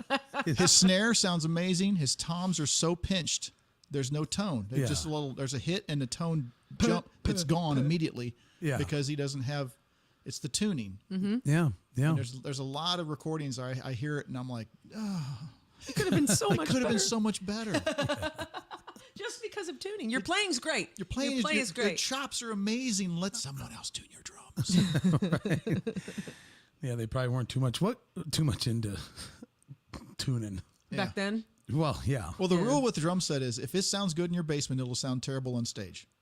If it sounds good on stage, it'll sound terrible in your basement. Oh, Interesting. Because Okay. if it sounds good on stage, there's a lot of ambient sound. It's all like, and again, this is just me. This is the way I like stuff. yeah. My drum set on stage is so wide open and it's loud and there's a lot of overtones and rings and stuff like that. Well, when there's music cranking along with it, you don't get any of that stuff. Oh, right. You don't hear that. It just adds an ambience to it. It's like listening to.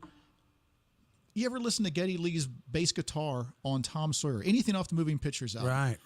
If the isolated tracks, there's so much dirt and grit and garbage, and it's so noisy. Yeah. You can't hear any of this stuff when everything else is going on. Right. And it's that kind of sound. My kid is just loud and noisy, and there's a lot just vibrating and not rattling, but just a lot of ambient tones. Right. You put that in a basement and playing it, and it's like, good Lord, it's just overbearing. Right. Yeah. Right. But by the same, you take the flip side and put it in your basement, and you put stuff on them to make them tone down, and they sound. And, oh, this sounds great in the basement and everything. You put it up on stage, and it's like there's nothing there.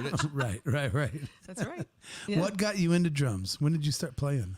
My dad played accordion of all things, and he started when he was a kid. And as an adult, he had some friends that had a band, and they had no keyboard players, a country band. So he I don't know how they all got together, but he played the keyboard parts on his accordion in a country band. And Dad and I were always inseparable from the time I have memory. We were always together when I was growing up, and then as adults, we would always find everybody get together, and all of a sudden everybody would be like, "Where'd Dad and Gene go?" Oh, who knows? And we just find next year, "Hey, we probably need to go to town to get. You got any chewing gum? Me neither. Let's go." You know? And we just disappear.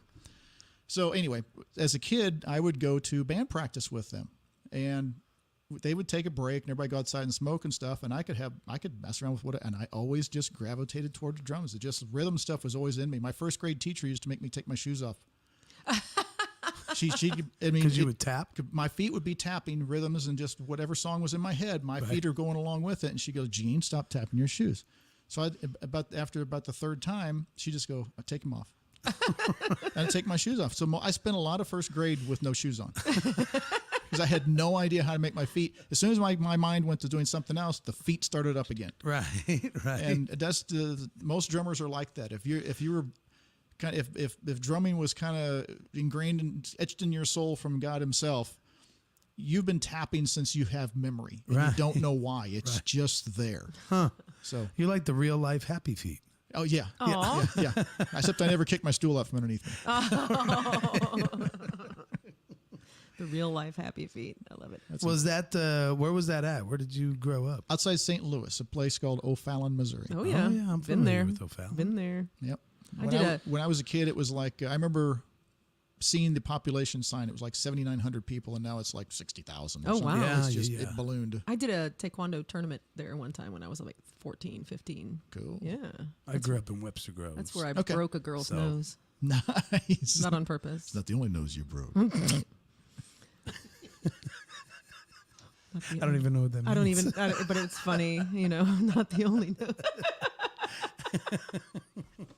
I remember that trip. I rode in a Trans Am all the way there with one of our black belts. Oh, he was so cute. Anyway, but he was like 26, so no. So no. No. I want to come back over here to Christy because she's kind of buttoning up our conversation about loudness. She goes, "Thanks for discussing it. Love conversations like this and people actually discussing it and not being douche canoes about it." It's actually not that hard to not be douche canoes. It's it's not. About this, I mean, I can't promise my level of douche canoe on any other subject. True that. Well, true. Yeah, there might be some douche canoes going on. Oh, so Paul says the old broken nose innuendo gambit. I don't get it. So I don't know. I don't get it. Well, Oh gosh. put that down as a second thing to talk about on the porch later. Maybe. I don't know. I don't know. I'm shedding like crazy. It's driving me crazy. Yeah. So, O'Fallon, Missouri. So you said something about Kansas City earlier. Yes. So from O'Fallon. O'Fallon went to SBU. Okay. That's where I met Paulie. Right. Did a year and a half. I did a year and a half. I did a year and a half in SBU. That's right. Cell number 315. Landon Hall. Got the tattoo to prove it. I lived in Landon Hall. Did you really? Yeah, it might have been. Might it- Might have been 315. How funny. Wouldn't that be funny? It would be funny. Etched on the wall. Gene was here. Dan was here. Did you find my stuff up? In the ceiling panel. No. No, it was. I went to SBU for a year and a half and wound up in Kansas City shortly after that. Spent a decade in KC and then came down to Springfield after that. For work or Which part? The Kansas City part. Why there? I had a job in Bolivar. That job ended, and there were some opportunities in Kansas City. And Relative to that job? no, completely Oh, different. just totally different. Yeah. Where'd you meet your beautiful wife? I met Susan. I used to work for Ford Tractor over in Lenexa, Kansas, and I was a full-time employee there. Good gig, and she was summertime help. And we met. She was there for 2 summers, and we worked together there. And we were friends for a very long time, like years. That's awesome. And anyway, some things happened, and all of a sudden I was single, and I invited her, and we were hanging out at the singles group at the church. And we were hanging out there for a long time, and there was some kind of couples conference going on. And somebody in the church goes, "Hey, are you two going to that?" And we looked at each other like, Are we a couple? what, Isn't that cute? what does white men speak? Everybody saw it but you. Apparently. Aw. So Right. anyway, I love it. that's how it happened. Yeah. And then from there, we started hanging out in some sort of couples thing. I'm not sure. And then we decided we were going to get married, and 4 weeks later, we were married. Nice. Oh, wow. Very cool. Yeah. But we'd known each other for 6 years. Oh, that's cool. Yeah, we had known each other for 6 years. Nice. And we were talking about this the other day. Because we got friends that are like, "Oh yeah, this is the date our first date was here, and our first kiss was here," and they celebrate all these different things, and we're like, I don't know. Yeah. Because we have no idea when we started dating. Right. That's kind of like us. We just at some point we were a couple, and we're not sure what happened. Yeah. Yeah. Right. We're the same way. We know each other for so long. We were with other people, and then all of a sudden when we were together, it was like, oh, I guess we're together now. Oh, hey, look at that. Cool. Awesome. Let's do this. Let's get married. Okay. All right. And you have 3 babies all grown up? 3 babies, all grown up. Nice. Boys, girls? 2 boys and a girl. Nice. Very cool. And what are they pursuing? Are they pursuing careers right now? Oh yeah, I've got a statistician that lives in Denver, and he's married, and he does his thing. He's good at what he does, and that's cool. My next man is here in Springfield. He is the bass guitar player for the National Guard here in Springfield. Oh, cool. He is the only one in the state of Missouri. His MOS, which is basically your job description on your military papers, it says MOS. It'll be like tank mechanic or infantry or something like that. It says bass guitar. Oh, really? His MOS is bass guitar. Awesome. It's the only one in the state of Missouri. that Very has cool. that. So anyway, he does that, and he's got another job as well. He's just in the process of starting a new job, so we're excited for him about that. And then the third one is a nurse, and she's also in Denver. Okay. Awesome. Very cool. Yeah, man. 3 grown-up kids. 3 grown-up kids. It's You and frightening. Susan don't look old enough to have No, 3 I'm grown-up 37, kids. but it's been rough. It's been a rough It's 37. been a rough 37 years. You're silly. Oh gosh. I think the Paul Tomlinson story is worth telling. Is it? Yeah, the Paul and Jean story. I love that story. Yes. About how you kind of first met, or Paul's told it before, but I haven't heard your perspective. So on it yet. I'm a freshman.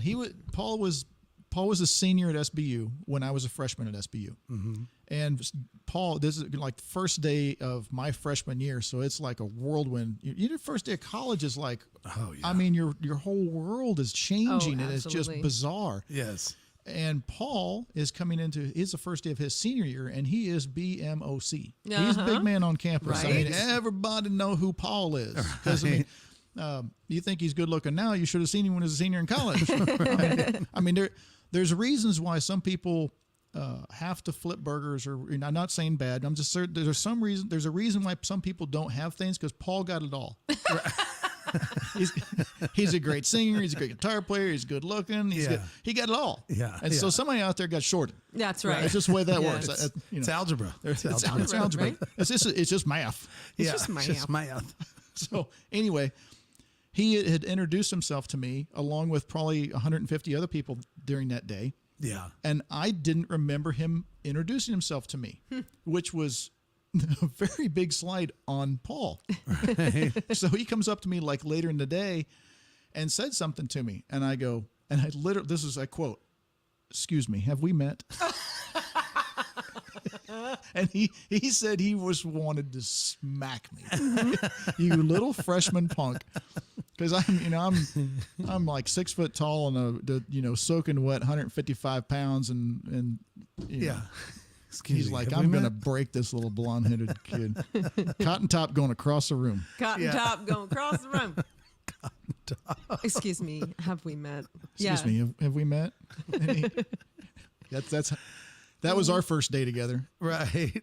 So anyway, we were both in a group at SBU called Contempos, and it was a Christian rock band type thing that was sponsored by the school, and our job was to be good at what we do and go to churches, youth events, whatever, and be kind of a promo piece for SBU Yeah. and youth groups and Sunday night churches. And it was cool. We were good at what we did. We sounded good. There was several people in there. Obviously, Paul was guitar player. I was drummer. Neither one of us sang in the group. He eventually sang one song in the group. And anyway, that's how we got to know each other. And we've been playing off and on Since then. That's been a Ever long since. time. Nice. He Ever says, since. by the way, he says, and you are, And you are. And you are. and you are, and you are. Oh man. Why is it that it's so hard to say to someone who comes running up to you and says, "Gene, oh my God, it's been so long. It's so good to see you," and you have no clue who they are? Why is it so hard for us to go, "Who are you?" You know? Apparently, when I was 18, piece of cake. Right. I have no problem with that. And now that I'm 37, I mean, someone comes to me and does that. I'm like, "Hey, how are you?" And inside, I'm like digging through files. Yes. Yes. Nope. Oh crap! Must be over here. Yeah. Well, especially the more they act excited. Yes. the And they worse know you your name. feel. They know your mom's name. They know your dog's Oh, name. I've done it and have a conversation, and the entire time I'm frantically searching my memory banks trying to figure out who this person is. Yeah. Have a conversation. They leave. 5 minutes later, I'm like, "Oh, Yes. I know. Oh, that's who Yes. that was. My gosh!" And then you're looking around for them. They're gone. Yeah. Yeah. Because now you actually have something intelligent to say. They're gone. They're gone. I did that just the other night when I was doing karaoke. This girl came in and she was all about, "Hey, Tara, da da da da da," and I'm like, "Hey, you." I'm just no idea. And I was talking to him. I'm like, "Do you know who she is?" Because she looks vaguely familiar. You see hundreds of people when you play music for all these years in this town. And Yeah. hey, I came here because you're doing karaoke. I'm like, The sad part is I've been doing this stuff since I was like apparently 18. yes. So Right. I'm like, I don't know what kind of head trauma I had at some point, but there's a couple of unexplained scars on my head. So there has to be something. So. I did it for upwards of 15 plus minutes the other day on the phone. On the phone. Yeah, because we have a friend, Michelle Phillips, the Michelle Phillips, Drew and Michelle. Oh, no, I was thinking like Wilson Phillips. No, not Wilson Phillips. no. Yeah, we totally know that, Michelle. And she's the type that would just call us or text us and ask us anything, whether it's something about a band that she likes or something about, what should she do with her kitchen cabinets. That would be something, because we do cabinet work. That's an understatement. I have a new client that I've never worked with before. Her name's Michelle. And so I get the call and it says Michelle, but I didn't put her last name. I just put Michelle. Yeah. I answered it and she sounds almost exactly like Michelle Phillips. And she's like, hey, what are you doing? I was like, not much. In my head, I'm talking to Michelle Phillips. Right. But this is my new client that I just picked up in the last month. And she's like, I have a question about kitchen, the cabinets in my kitchen. I was like, okay, this is the kitchen that I've already designed. We've already designed it. Yes. We're working on her kitchen as we speak. And you think it's a friend asking about some old cabinets that she's got. Yes. Yes. And she's like, on the island, I was thinking of doing something on the island, and I talked to her like for 15 minutes thinking it was Michelle Phillips. And then she just said one thing like, towards the end of the conversation, she's like, well, everything's looking good. We should be ready probably in about 3 weeks or for the cabinets. And I was like, this is not Michelle Phillips. What did I say? What did I say? How much cussing did I do? Yeah, because I was talking to her like she was, Our buddy. holy crap. Yeah, man. yeah. That was funny that day, though. Yeah. That was hilarious. She's like, we should be ready for you in just a month or You're just so. like, then you're thinking, did we? Like, Are I'm we not doing cabinets cabinets for Michelle. This is This is a different. Oh, no. Because for a second there, when you were telling the story, I was like, I think her name is Phillips, but it's not. It's Thomas. But No. still, anyway, yeah. Oh my God, it's and this girl that was here the other night at Marty's, I eventually just went, where do I know you from? Yeah. She's like, I was a front row girl for Machine Gun Symphony and used to get up there and sing with them once in a while. And I'm like, oh, thank God it wasn't like one of my people. Like, it was just this girl that I kind of knew. Sure. It wasn't like somebody I really had a passionate friendship with or anything. Right. And I was like, oh, thank God. But that whole notion of just go ask them. It's a little bit insulting, like you said, like, and you are. And you are. But in the long run, it's just like, just go say it. Just go say it. Yeah. Paul says, is it asking too much for people to wear tags like forever? Yeah, like forever. Is it asking too much? Just put it on your shirt. What I try to do if it's somebody I haven't seen before, not before, but somebody that I know but not real well, Yeah. and especially if it's been a while, I've tried to get into the habit of coming up and like, hey man, how you doing? I don't know if you remember my name. I'm Gene. Right. And just And wait for them to say. Right. yeah. Yeah. And inevitably they'll go, oh yeah, I remember who you are, Gene. And they start talking and I'm like, Oh, damn it. Didn't work. damn it. There was bait there. You're supposed to Yeah. hit the bait. Supposed to hit the bait. Hit the bait. What's Julia saying? Oh, gosh. I worry more that I'm going to be the one that comes up to talk to someone I know who doesn't remember me, the biggest part of my social awkwardness. Yeah, that's Yeah. exactly what I'm talking about. You know, when I come up to talk to somebody and they don't remember me, so just in case, I'm going to throw my name out there. Yeah. Right. And I've also had this too. That since the Facebook takeover of the world, I've had people come up and say, "Hey, how's your dog Patsy doing?" Da da da da da, and they're asking me questions about, "Oh, your mule and your horse and this and that and the other thing," and I'm going, "I don't. How do I know you?" And we're friends on Facebook. I've had people now come up to me and go, they come up to me and they'll like see me in the lap. They'll chuckle and go, "That's Weedin Wench." Right. And I'm like, Oh my God. I It's have no idea who surreal. this is. It's surreal. You don't even know who they are, but they know you on Facebook Yeah. and they follow you. they apparently. follow you, not friends, Not friends. because I make those videos public. Oh, that's Yeah, right. yeah. Yeah. So there's some Even followers that I more don't creepy. know. Yeah. Oh my gosh. That's funny. Oh yeah, we're friends on Facebook. Oh. Okay. I think a lot of people, I think there's enough people who experience this now that I think we can just get over it. Yeah. Yeah. Like if I went up to anybody and did this and was just like, even went camping with them one time 20 years ago. Yeah. And like, remember that time, this and that? And they were just like, how do I know you? Yeah. I'd be like, I got you. I know, man. I'm Dan. Yeah. Remember that time? I don't care. I That- wouldn't be insulted. That wouldn't I'm insult waiting me for at it to all. happen again so that I can just give them the wrong name. Yeah. Oh my God. You Like, can who do are you? that too. Leonardo Gosnevenetsky. I can't believe you don't remember me. And they're gonna go, right. Yeah, that's that's right. I knew it. I knew it was Leonardo. Hey Pam, it's Leonardo. Dostoevsky. Yes, exactly. That's been my fake name forever. I love that. I used it so many times at restaurants. My family would turn and walk away because Right. they'd go, "Name for Party of Five," and I'd go, "Gosnevenetsky." and it's the same routine. They've always got a pin, and as soon as they ask the question, they're heading down with the pin. Can I just say So, Gus? so they'd go Gosnevenetsky, and they always just do the same thing. They come right back. They come right back up. How do you spell that? And the answer is always the same, just like it sounds. Yes, exactly.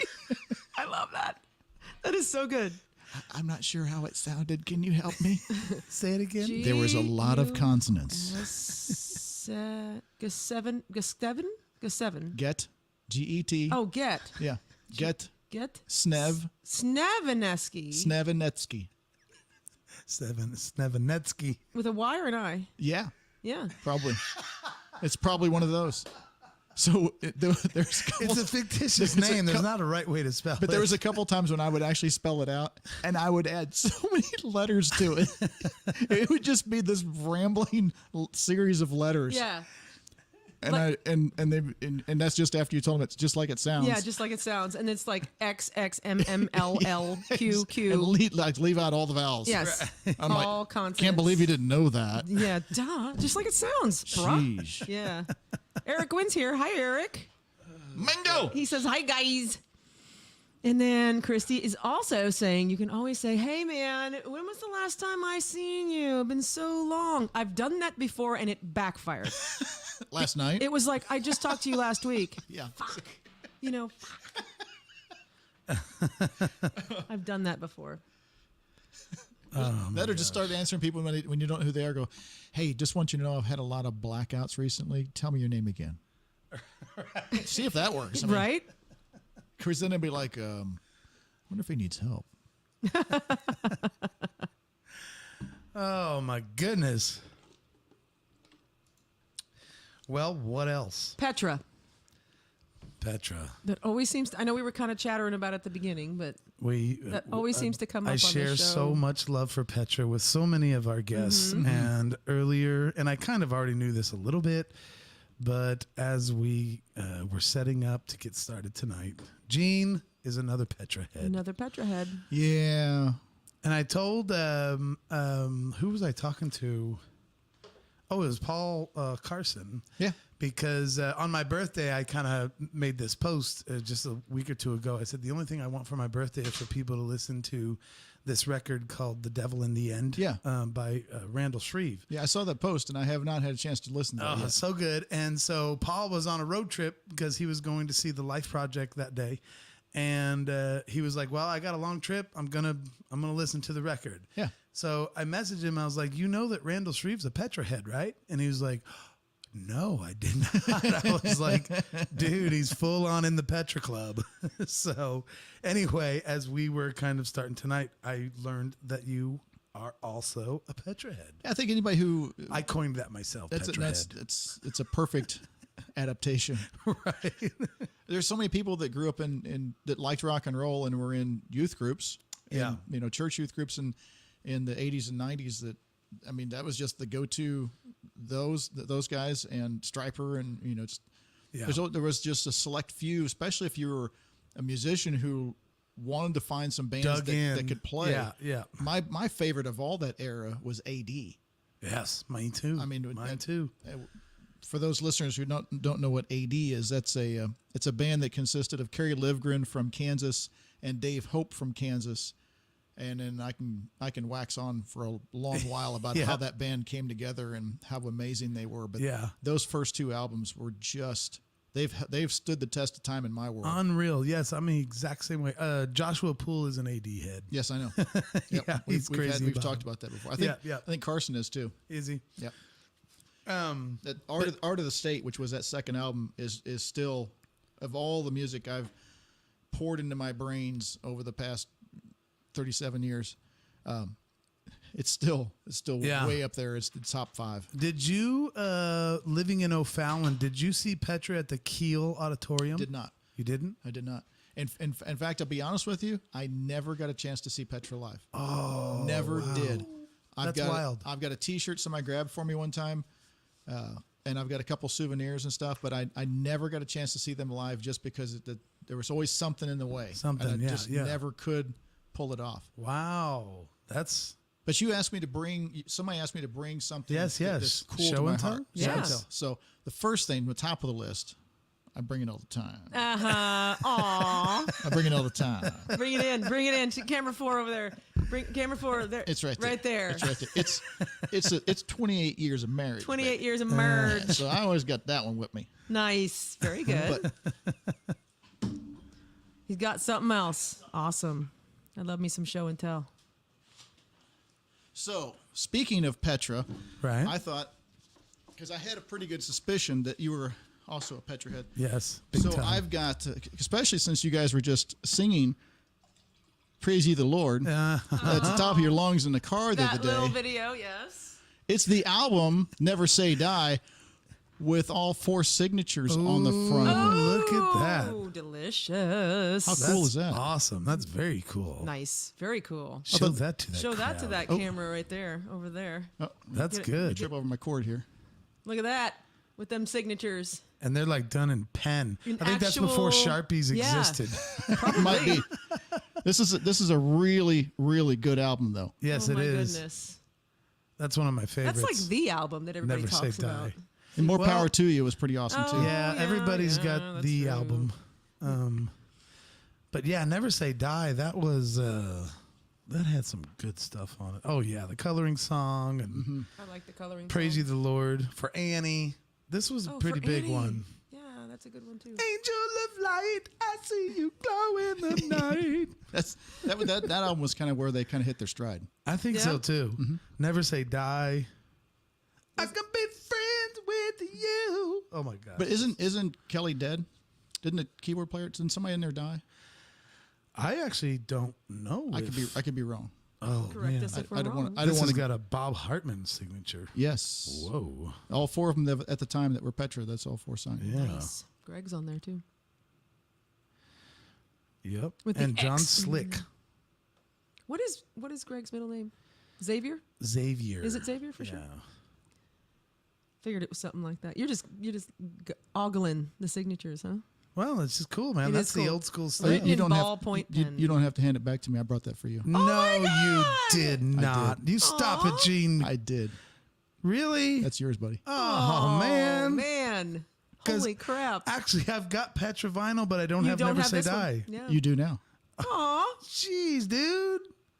how awesome. Oh my gosh, thank you so much. You're welcome. Hey, that's going to stay right That there is for a so while. cool. That is so How cool. cool is that? Look at that. And anybody who's a Petra fan can see that album from far away and go, oh, Ba-bam. I know what that is. Thank you very much. You're man. welcome. How sweet. That's too much. Nice. That's too much. I love it. He never knows That what will to be say. majorly cherished. Good. Yes. Good. Because you like your Awesome. vinyl too. I hope Joshua Poole's still watching. I know. No kidding. He's gonna be real mad. You'll be He's gonna be like, twisted. damn it. Oh yeah, he's gonna be bent. He's going to be like, I have a podcast too. Why didn't you give it to me? Oh man, that is fantastic. Thank you. That's amazing. I can't believe you have not seen them live. I That is never so got a wild. chance to see him live. And I was a huge Petra fan. And when I first came to Bolivar, we would come down to Springfield, kind of circling back here. And one of the places that was open at the time was a place called the Jean Shack Okay. in Spring. I couldn't even tell you where it was. I always rode with somebody else. I didn't know my way around Springfield. I Right. knew where it was, and that was it. So we would go to the Jean Shack, which was literally, it was used denim and used records. Oh my gosh. Okay. Cassettes and albums. I found that at the Jean Shack when I was in college. Oh my God. Holy shit. I'm like, somebody got rid of. Are you kidding me? and the signatures were already Signatures on were already on it. Oh So man. I grabbed it, and it's been in my treasure trove of. I've got a lot of vinyl at home. Right. So it's been in there for a long time. So when you mentioned, I was like, I got an idea. Oh, that's nice. So cool. I love it so much. That's really even cool. makes it better. Yeah. That is so good. And it's a gift to you, so that makes it like even more special.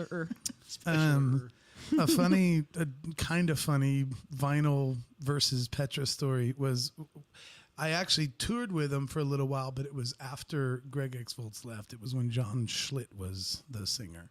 The And former lead singer of Head East. Yeah, he used to sing in a band called doesn't Head like to talk East. about it. And so, well, it depends on where you find Oh, it. that's true. That's the point of this. that's the point of this whole fucking story. I gotcha. Is we had played a show with them not too far from here because a lot of stuff was very kind of west. It was all over the United States, but there was a time we played somewhere kind of close to Springfield, and we had about 8 or 9 days off, and so we went ahead and zoomed home, and then we were going to meet them at the next show. When I was home, I was actually going through there was some flea market. Sorry.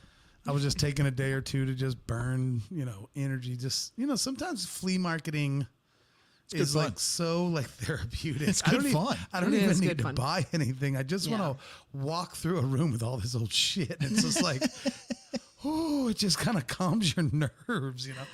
Anyway, I'm going through the vinyl and I found this Head East record and John Schlitt's on the front.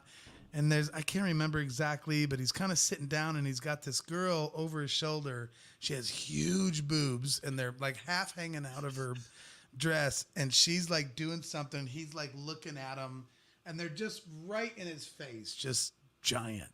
And I'm like, oh my God, this is freaking hilarious. I didn't buy it. I wish I would have. But I left it. If I had it to do over, I would have bought it and brought it out on the road. But when I hooked up with him at the next show, I was hanging out with him and we're just, hanging there. And I kind of made sure there wasn't a ton of people around. I was like, hey, I went to a flea market the other day. And he's like, he knew what was coming. He's like, yeah. I was like, I found that record and I knew the name of it at the time. It'll never come to me now. And he just totally was like, those were some good days back then. He goes, that was Playmate of the Year, 1977. He had this big ass smile on his face. He was like, it's a good time. Wow. I was like, nice. And then someone walked by like, hey, praise the Lord. It's like, praise the Lord, brother. Yeah. We're good. That was so great. Was he drinking wine in a coffee cup? No. He's legit. But he was just admitting that it was good times back then. Yeah. Yeah, legit. No, dude, Johnny Q. Public played a show with a kid who had shot himself in the face and survived. He's trying to kill himself. Gun barrel in his mouth and shot it, and he survived. Now he's a Christian speaker, and he goes around and he talks to youth groups about suicide and drugs and all this kind of shit. Right. Okay, his face is obviously just fucked up. He had like one tooth that was like as wide as a popsicle stick right in the middle. And he was funny as hell. He got on our bus and he's just like, man, you guys pumped up for the show. And he's just all fucked up in his mouth and all this stuff. And of course, Johnny Q. Public, I told you on the porch before we got in here, all we do is just razz destroy each people other. all the time. So he was an amazing speaker. He was an amazing kid, amazing dude. He had some of the best stories in the whole entire world. But when we had him privately on the bus, he was a little more candid and real. And it's, when you're a public speaker, it's kind of weird because you do have to put on a certain kind of persona, even whether it's church or not. Right. And then off camera, we were able to be a little more cut up with them. Everybody's still people, no matter what you are. And so Yeah. what led up to that is that he did drugs and alcohol, all this kind of crazy stuff. Him and his buddy had come up before he shot himself. Him and his buddy come up with this idea to run their car off the road to make it look like they had gotten in a bad wreck so that they could collect the insurance money on the car. So they ran it down this road. They both ditched the car, and the car ran off the side of the mountain. They were all high on drugs. So they go to a neighbor's house, and they wanted to make it look like they had climbed up the mountain to find a neighbor to help them out because they just wrecked their car. When they get to the neighbor's house and they knock on the door, they look at each other and they're like, dude, there's nothing wrong with us. Like, they just bailed. There's no way that we would have fallen down the side of a mountain and looked the way that we look. So the buddy grabs a rock out of the landscaping and smashes his friend in the face. Boom! Boom! He's like, give me a rock. Smash it in my face. And he smashes the other kid in the face. Wow. Now they're both bleeding and their eyes are all fucked up. And the lady answers the door and they're like, we just got in a wreck. Our car ran off the side of the mountain. And that's how they kind of got through that whole situation. Oh, my word. Later in life, his life kind of continued to, this is all part of his testimony, decline until he finally got suicidal and he wanted to kill himself and he shot himself in the face with a shotgun. He's telling me. Shotgun? Yeah, it was a shotgun. And you can just imagine. He's A disaster. fucking- But he's funny as hell. So when we were on the bus, he got done with all of his stories. And we're like, oh man, that's cool. It's like, do you miss the drugs? And he's like, every day. He's like, I want to do drugs so bad right now. It's unbelievable. Like, he was like, yes, I love them. I still love them. But of course, I'm not going to do them. Right. And he's doing this public speaking for these Christian kids and stuff. He was a cool dude. I'm of the opinion everybody's addicted to something. Yeah, yeah. And some of us have our addictions under control, and some of us don't. Yeah. I mean, that's just the way it is. Yeah. But and I've met a few. I don't even know how I got on this subject, but I've met a few, drug recovering addicts. Recovering addicts That are recovered Yeah. addicts that are still just like, no, I'd do it right now. Right. Yeah. I mean, there is kind of this like. well, I remember hearing one guy, never-ending- and he was like 15, 20 years sober, and he goes, for the past literally 15, 20 years, I'm getting high tomorrow. Yeah. Right. Tomorrow. I'm gonna get through today, but tomorrow I'm getting high. Yeah. And he goes, that's literally the way I've gotten through the last 15, 20 years, Wow. whatever it was. Yeah. Telling himself tomorrow. Not today, but tomorrow. Holy I'm shit. doing it. Yeah. I'm doing it. Yeah. I'm going off the rails tomorrow. Tomorrow. That is so wild. It's amazing. I don't know if it was, I think part of why I got on that is just being backstage in the Christian industry, having that conversation with John Schlitt, which was just kind of funny. But everybody was real. I've had people ask me, what was it like? It's like, well, the Amy Grant or the DC Talk or the Petra that you have come to know and love, they're still Just peeps. very They're much just people. just peeps, and even when you get to meet some of them as a fan, you still don't really get to get No. into that other place Sure. where they'll remember the Playmate of the Year of '77 and get a big smile on their face. I don't know. I mean, and I think that's what made me respect John Schlitt more than any of the other guys in the band at that time, to be honest with you, because he was just like, he could be real and he could have a laugh, and then we would go, pray over our dinner. Whatever, it's fine. Well, just because Jesus has washed your soul and you're going to heaven and you've done all. Just because you're a believer in Christ doesn't mean that you're not a real person anymore. Right. I mean, I think that was a struggle for me for a long time, though. I mean, when I first kind of got into church and all that kind of thing, it was like your real life felt like you're just always doing something wrong and you should feel guilty for it. yeah. I think there's a lot of people who have so much stuff in their past Yeah. that they feel like they can't be in that Christian circle or they go to church or whatever. And that's not how it is. Yeah. Yeah. That's one of my favorite verses in the Bible. It's Luke 9:62. It says, whoever sets their hand to the plow and looks over their shoulders, not fit for the kingdom of God. Okay, go back to farming stuff. What do you do if you set your hand to a plow? You figure out where you're heading and you keep your eyes on that. Otherwise, your road goes back and forth. It's a Yes. wonderful verse. Wow. I love it. Yes. And that's what Jesus was saying in that verse was, if you're looking over your shoulder, you're not fit for the kingdom of God because you're going to wander all over the place. Would you please put your eyes on the prize and stop worrying about what happened in the past? Let's That's go. great. Yes. Follow me, please. Yes. I love you. Follow me. Got little chills on that one. I like that. It's, Yeah. that's the reason I love that verse. There's so much. I could preach 2 hours on that verse. There's so many Right. things to unpack. Yeah, there is. It's Yeah, just there is. cool. Yeah, which has to do with the past, has to do with the future, has to do with Exactly. setting goals. It's Yeah. just there's so much Being packed right focused. into one verse. Yeah. And I think that there's some of the wrong ways of preaching and or teaching Christianity that makes people think it's just not possible. Right. Like I'm not good enough. I'm not good enough. Yeah, that's what it all comes down to. Right. Everybody puts these people they see in these Christian circles and stuff, and they're being drawn by Christ. The Holy Spirit's talking to them, and they know something's going on inside, and they look at their life and go, I can't compete with that. I can't be part of that. Right. Yeah. Right. Want to bet? Oh, yes, Yeah. you can. Want to bet? Everybody got some laundry in basket. And those who say they don't are freaking lying. You Yeah, know? exactly. The ones who portray something as perfection, they're Yeah. not. Because none of us are. It's just Yeah. And that's what makes it hard for people, like you said, that I can't compete. Even outside of religion, when you're talking about singing, let's say, Yeah. oh, I don't want to sing after you in karaoke. I'm like, why? Why? You don't sing like me. So what? You sing like you. Yep. I'm not as good. What's good? What's- What is good? You know what?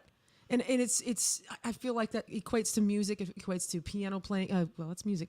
Anything like that. You stop comparing yourself to somebody else and saying you're not as good because you're just different. It's the death of everything is comparison. Yes. It's horrible. I think that's one of the things God said He's not a real big fan of is envy. Oh, yeah. There's I that. seem to remember something. Is about there a that. list of 10 things that Yeah, might be on? there's a bunch of different lists. Yeah. Something like this. No, it's true, and there's several philosophical quotes too that are outside of religion that talk about the same thing. Yeah, Jealousy or comparison or all those things. They're they're the death of you. That's what'll just it'll bring you down. Yep. Bring you down. Certainly, bad. for sure. Julia Drake Cobb got to see AD in concert in Warrensburg back in the 80s. Nice. Yeah. I saw him at Agape Fest in a field in Illinois, Oh yeah. What year? 1985. 85. Yep. You played that, right? I played Agape, but that would have been 95. Gotcha. Because the only reason I know it was 1985 is because I lived outside St. Louis. I had a visit. It had to be at SBU that day. I had a visit at SBU for whatever reason, for scholarship or getting whatever. And then you hightailed And then it. we drove back to St. Louis and dropped off the fam, and I keep hightailed. going. I went by myself. I went straight out to a field in the middle of Illinois, wherever that Agape Fest was. Right. And stood there without any friends with me, just going, I love this. This is fantastic. Oh, I never got to see AD. That would have been great. Unbelievable. Yeah. They were the closer. And of course, it's an outdoor show, so it's not like there's a bunch of, sign, not gates and taped off or anything like that. So they get done, and I'm like, I think I'll go wander over here and talk to him. Yeah? Yeah. So Get to hang Why with him? not? I Right? just talked to Dennis Holt for a few minutes, but the drummer, Did you get to meet Carrie? I didn't. They had hightailed it. They were gone somewhere. I guess they were in a bus or something. Right. Dave Hope, I still say, is one of there's two completely jump ship on what we're talking about. There's two bass players in rock and rolldom, in my opinion, that are super underrated, that are fantastic. Dave Hope and of course John Paul Jones from Led Zeppelin. Because everybody would go, did you hear what Jimmy Page was playing on that? I'm like, yeah. Did you hear the bass player playing exactly the same thing underneath his guitar solo? Right. You know how much harder that is to play on a bass Right. than a guitar? Yep. Because he'd take the lead riff and play it underneath Page Yeah. so that it would sound right. But you don't hear it because it's awesome. It's just It's amazing. mixed right in. I mean, Well, and at the same time, the just the public persona of how Jimmy Page is just. Oh, yeah. The Jimmy shit. Page. Jimmy Page. Or John Bonham. Alison Krause's boyfriend. Jimmy Page. No. John Bonham. So nobody, even if he was amazing, no one paid that much attention to him. Yeah. It's wild. Bass players don't get enough They don't- credit they don't get enough anyway. credit. I mean, I mean, Flea is about the one that gets all the credit. I will say I raised an amazing bass player. Did you? Apparently, Yeah. Apparently, yeah. it's on his ID. Benjamin's a bad dude. Yeah, what is the story behind that? Actually, I'm actually intrigued by the playing with that kind of a band and what did they do and. So my oldest Nicholas grew up playing drums, and Okay. he was the drum captain at MSU for cool, several cool. years Wow. while he was there. He plays in his worship group out in Denver. The church they go to, he's on their schedule and everything Awesome. like that. So That's cool. He keeps playing. I got to hear him. We were out there for his birthday back in about almost a month ago, and got to hear him play, and his wife was singing in the group, and they both did great. But he's actually better drummer now than I remember him being. He Nice. continues to get better. And I was like, Yay! Yeah. and Benjamin was this. He decided he didn't want to do drums. There's too many drummers around, Right. at least in my house. Right. So he decided he's going to play bass, and he's got these really long, super accurate fingers, and he's just. I remember coming up to him, and he's like 16 years old, and I kind of got in his face a little bit. I go, you need to understand, because he was beating on himself for not being as good as he wanted to be on some song or something. I go, you need to understand something. At the ripe old age of 16, you're better than half of the guys that I've played live with. Right, Okay, right. you have this. Just keep Wow. playing. You're fine, dude. You're Yeah, fine. Yeah. So he keeps playing. He's playing jazz band. He's doing all kinds of this other stuff in school and becomes this amazing reader, like to the point where you put anything in front of him and he's going to read it like lights out. Music Wow. reading? Music? Music reading. Yeah. Yeah. So he decides he's going to audition for the Army band. And they kind of get him aside. And he's, ripe old age of 17, 18 years old. He's 18, getting ready to graduate high school. And they go, hey, we're going to let you audition and everything. We want you to let you know we don't ever actually take anybody fresh out of high school. We let people kind of get their chops underneath them. Maybe we'll bring them in to the fold later, but we want to at least kind of get a baseline for you. No pun intended. Right. So he's like, okay. And the audition was amazing. So he has to learn these 5 songs, and they are literally in 5 different genres. It's like a rock, a country, a swing, a bossa nova. I mean, literally the 5 different genres. He has to learn these lights out. 2 weeks before the audition, they send him 2 other pieces. Learn these. And when you show up to the audition, you'll also be sight reading. Oh boy. We're going to hand you a couple other pieces to play. Huh. So that way, can they prepare? Can they prepare in a short period of time? And can they knock it out? Wow. These are important things for a band that travels and represents the United States Army. And, Sure. No shit. these are important Yeah. things because they play for generals and they play for they play for some big shindigs. Right. Anyway, so he goes to the audition, and we had a friend that was also part of that band and was kind of communicating with them and kind of giving us a lowdown by cell phone, what's going on? Okay, well, so-and-so tells me, and it was like this communication thing. I'm trying to make this short. No, you're fine. No, So apparently about halfway through the audition, the guys doing the audition in there, they're like, okay, Benjamin, you're doing fine. We need to go outside and have a word. Would you hold on? And Benjamin told me later, he's like, my gosh, I have screwed this up so bad. Right. Oh no. And he's like kind of down a little bit. Right. They go out in the hallway and they're all high-fiving like, we have found him. Oh my God. They're blown away. So they finally They get their game face back they get on the and game come face in. Back on. They let him finish audition, and they're like, okay, we need you to sign these papers. And he's like, I'm not signing anything right now. Dad told me not to sign anything. They're like, okay, well, if anybody from the Marines or Air Force or anybody else comes and tries to talk to you about this, you don't sign anything. You're going to be ours. Right. They were like possessing him like right Oh now. my goodness. Wow. He blew their socks off. That's Holy so cow. cool. He is a bad dude. Nice. How does it work? Like the actual ensemble? Is he playing like an electric bass? What is Yeah, I mean he can play upright with an amp type yeah, of thing? yeah. He Okay. plays a 5-string fretless running through an amp. Okay. Oh okay. wow. Fretless. And then I assume there's other like things like horns and Oh yeah, it's a band called Aftershock. okay. It depends on who is in the Army at that point Right, as far right, as right. what kind of personnel they have. It's basically a rock band with 2 to 5 horns depending on who's Oh there. wow.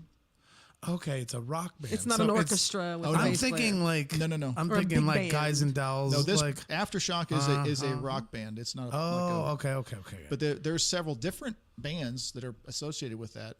I He got just you. happens to be in the rock show. Oh, okay. Oh, that's okay, very okay. cool. And it's still considered an army band. Oh yeah, As a rock very much band. so. I mean, they're in fatigues and they The whole represent the bit. United States Army. This is great. That's so good. Yeah, I didn't. know this at all. Yeah, See? I'm just kind of imagining more like that band that's behind the president or whatever, playing very formal. Well, when they have presidential shit. they do that too. Okay. But they'll have like if some general's getting ready to retire or it's some big high-ranking officers, they decide to throw them a big birthday party and they want to have a band they're going to have fun with. They'll bring Aftershock over there. Okay, They're okay. all in their dress blues. I mean, they're dressed to the T and everything like that. And they'll have their ceremony and everything like that. And then it's party time. Oh, very And the cool. band Oh, takes that's over cool. and they all dance and have a great time. And That's awesome. and anyway, And he's still around here. He's still in he Springfield. lives in Springfield. Awesome. Yeah. Very cool. Did you say he's reserves or is he full time Army? No, he's reserves. Okay. Awesome. Army National Guard. I gotcha. That's cool. Yep. He actually, there was it's been a year or 2. I don't remember. We had a gig where Dean was going to be out of town, and so Benjamin actually played with Innuendo for the night. Oh, how fun. okay. So that was a good time. I bet. Play an entire evening with my boy up there. Now, my do gosh, they so cool. play? Do they play like? Well, I mean, you said they played Branson Landing that night that Yeah. Bender was there, but do they play like just kind of regular shows too? It doesn't have to be like necessarily Army related. No, they're not. You're not gonna. They're not gonna be at the Riff or anything like that. Right. It's event type stuff. Okay, and it's okay. always to promote. Yeah, hey, if you like what you see here, you'd like to be part of the Army, come see us. And, Gotcha. Oh, okay. It's a okay. recruiting tool. I got you. Very cool. I did see a photo recently of that Yeah. show, and I was like, I didn't put two and two together of who that was at all. Yeah, Huh. several months ago they caught him, and apparently they were in the van driving to some gig, and he's tried to keep it a secret, but they caught him singing. Uh-oh. Uh-oh. So now he sings lead on a couple songs too. They caught him singing. He's like, Dad, they caught me.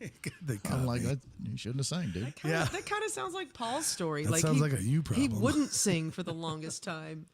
Well, because he got criticized. by Got someone. criticized and just wouldn't sing for the longest time. You've got one of the highest voices out there. I got told not to sing. Did you? Yeah, Did you? in contempos when we were in college Really? because they were. I think that was the same group that said it to Paul. Well, maybe. That probably was because we were going to do a Rust Half song, which is up there, and the guy who was singing for contempos, it wasn't working, and I was like, I'll try it. I can sing that, Right. and I got a whatever, and I was like, wow, okay, so I didn't. Boo. Yeah. Huh. So then when I left college and got in a different band, I was like, hold my beer. Uh-huh. I don't even drink beer, but hold it anyway. Yeah. Let me have Hold one. my Now root hold beer. It. Hold my root beer. Hold my Long Beach tea, please. That's funny. Hold my Diet Coke. One thing we ask people,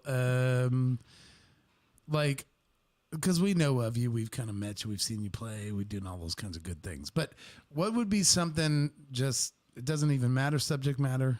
What would be something that people would just be wildly surprised to know about Gene Weedin that, like, Tara and I probably don't even know yet either? Like, someone you've met or something you've done or some kind of story that would be like, here's one thing people probably wouldn't know about me. Is there something? Wow. I usually wear my life pretty much on my sleeve, so that's Right. Well, I mean, even just historically, like all the friends you've made in the last 10 years, maybe they don't know something wild about you when you were 10, 20, or 30 years old.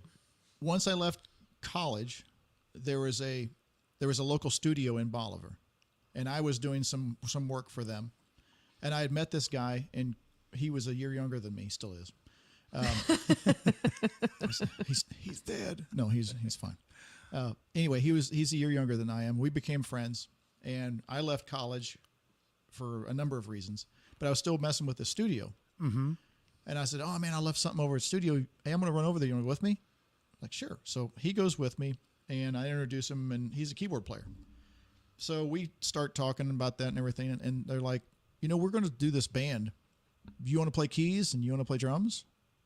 So we joined that band, and then we were actually a backup band for this guy who was trying to make his career as a country singer, and we kind of got our start at very young, not legal to drink, but we could sure go play those places. Right.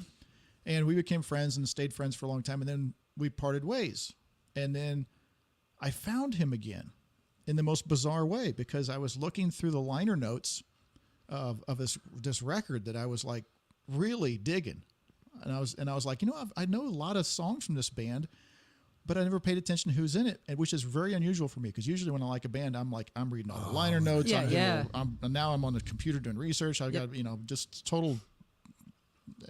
Geeking out. Yeah, I gotta know. Yeah. Right. Yeah.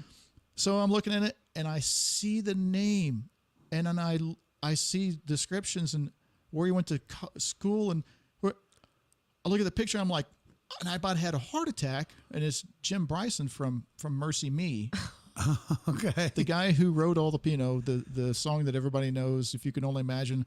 Mm-hmm. It's credited just to the singer who wrote that. He actually co-wrote the song, and he's the reason it's not a upbeat pop song. He's like, we got to bring it down, and it needs to start like this. Right. And he should have got credit for co-writing that, and he didn't.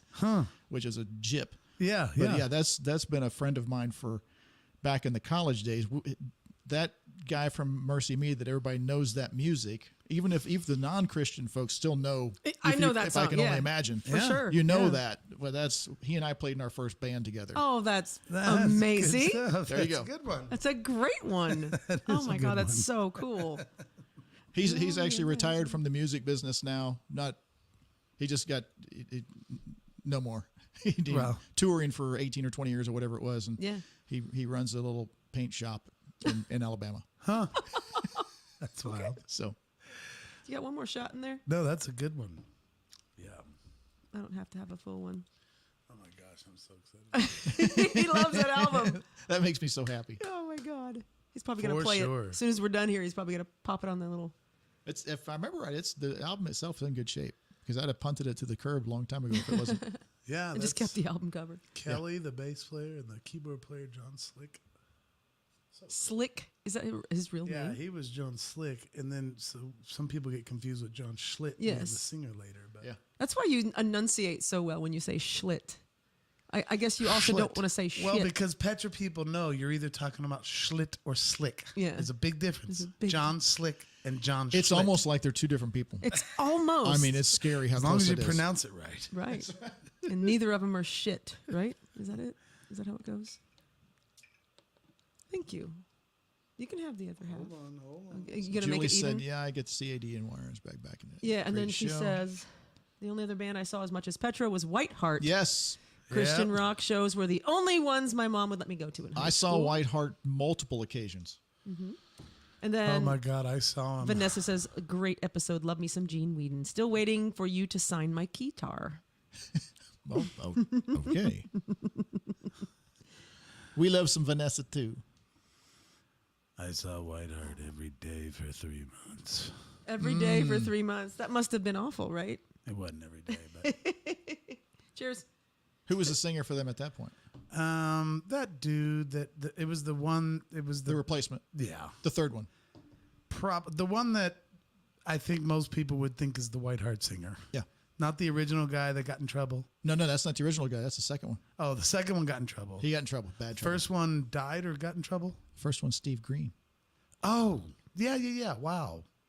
You're schooling Dan. That's right. Yeah, you are schooling me on that one. Yeah, Steve Green, who went on to become a very popular Christian singer, but more in the Yeah? ballad era. You know, Yeah, didn't he do that song? I feel like I should It's know one of that my name. mom's favorite songs. I don't know if she's still watching Steve Green.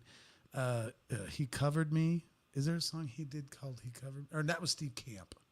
That was Steve. he holds the keys. Right. That's the one I remember. This is some old Christian. Yep. I don't know what the genre would be. It's So not. this- It's not pop. It's not rock. It's It's Christian. It's just- there is It's actually a Christian. genre. it's Christian cheese music. Admit it. Yeah. There's a genre called Christian. Well, Yeah. isn't it? Wouldn't it just be contemporary Christian? yeah, Like kind of. Praise Kind- music, like contemporary Michael Christian? W. But it's not really Smith. praise not really music. praise? No. But even Michael W. Smith, what's his genre? Yeah. It's Christian. Christian pop. I mean, Friends Are Yeah, Friends but Forever. that is pop. It's Yeah. pop, but it's not the same pop as Bruno Mars. No, It's Right. Christian. because he doesn't have women wiggling in his videos. It's True point. Christian. True point. So yeah, when I was on tour with him, it was the third singer. Okay. He's very good. He was super cool. They were fun guys. Yeah, I didn't tour with him obviously, but I did get Right. chat with him a couple, 3 different times. Saw I him so didn't. many- Funny as far as that lead singer is concerned, I don't think him and I spoke 2 words to each other on that whole tour, and it was like 4 months. Damn. I don't know. It's not that I didn't like him, but we just Lead Okay, singer so to lead singer? You I didn't didn't have a chat? connect with so him. at Craig, all. do you know the story about how he became the lead singer of Whiteheart? I might have used to, but I don't know it right This now. I thought was awesome. Okay, so they were coming to SBU when I was at SBU, and it was the lead singer before him, singer number 2, and it was literally 2 days after they found out what this guy was doing on the side, and he was on his way to jail. Oh boy. Right. Which we won't get into that, but it was a mess. You're right. Okay, the guy who became the third singer was part of their crew. And they had noticed that every show he'd stay on side of stage and was singing word for word and everything. And anybody who walked past him was like, "Wow!"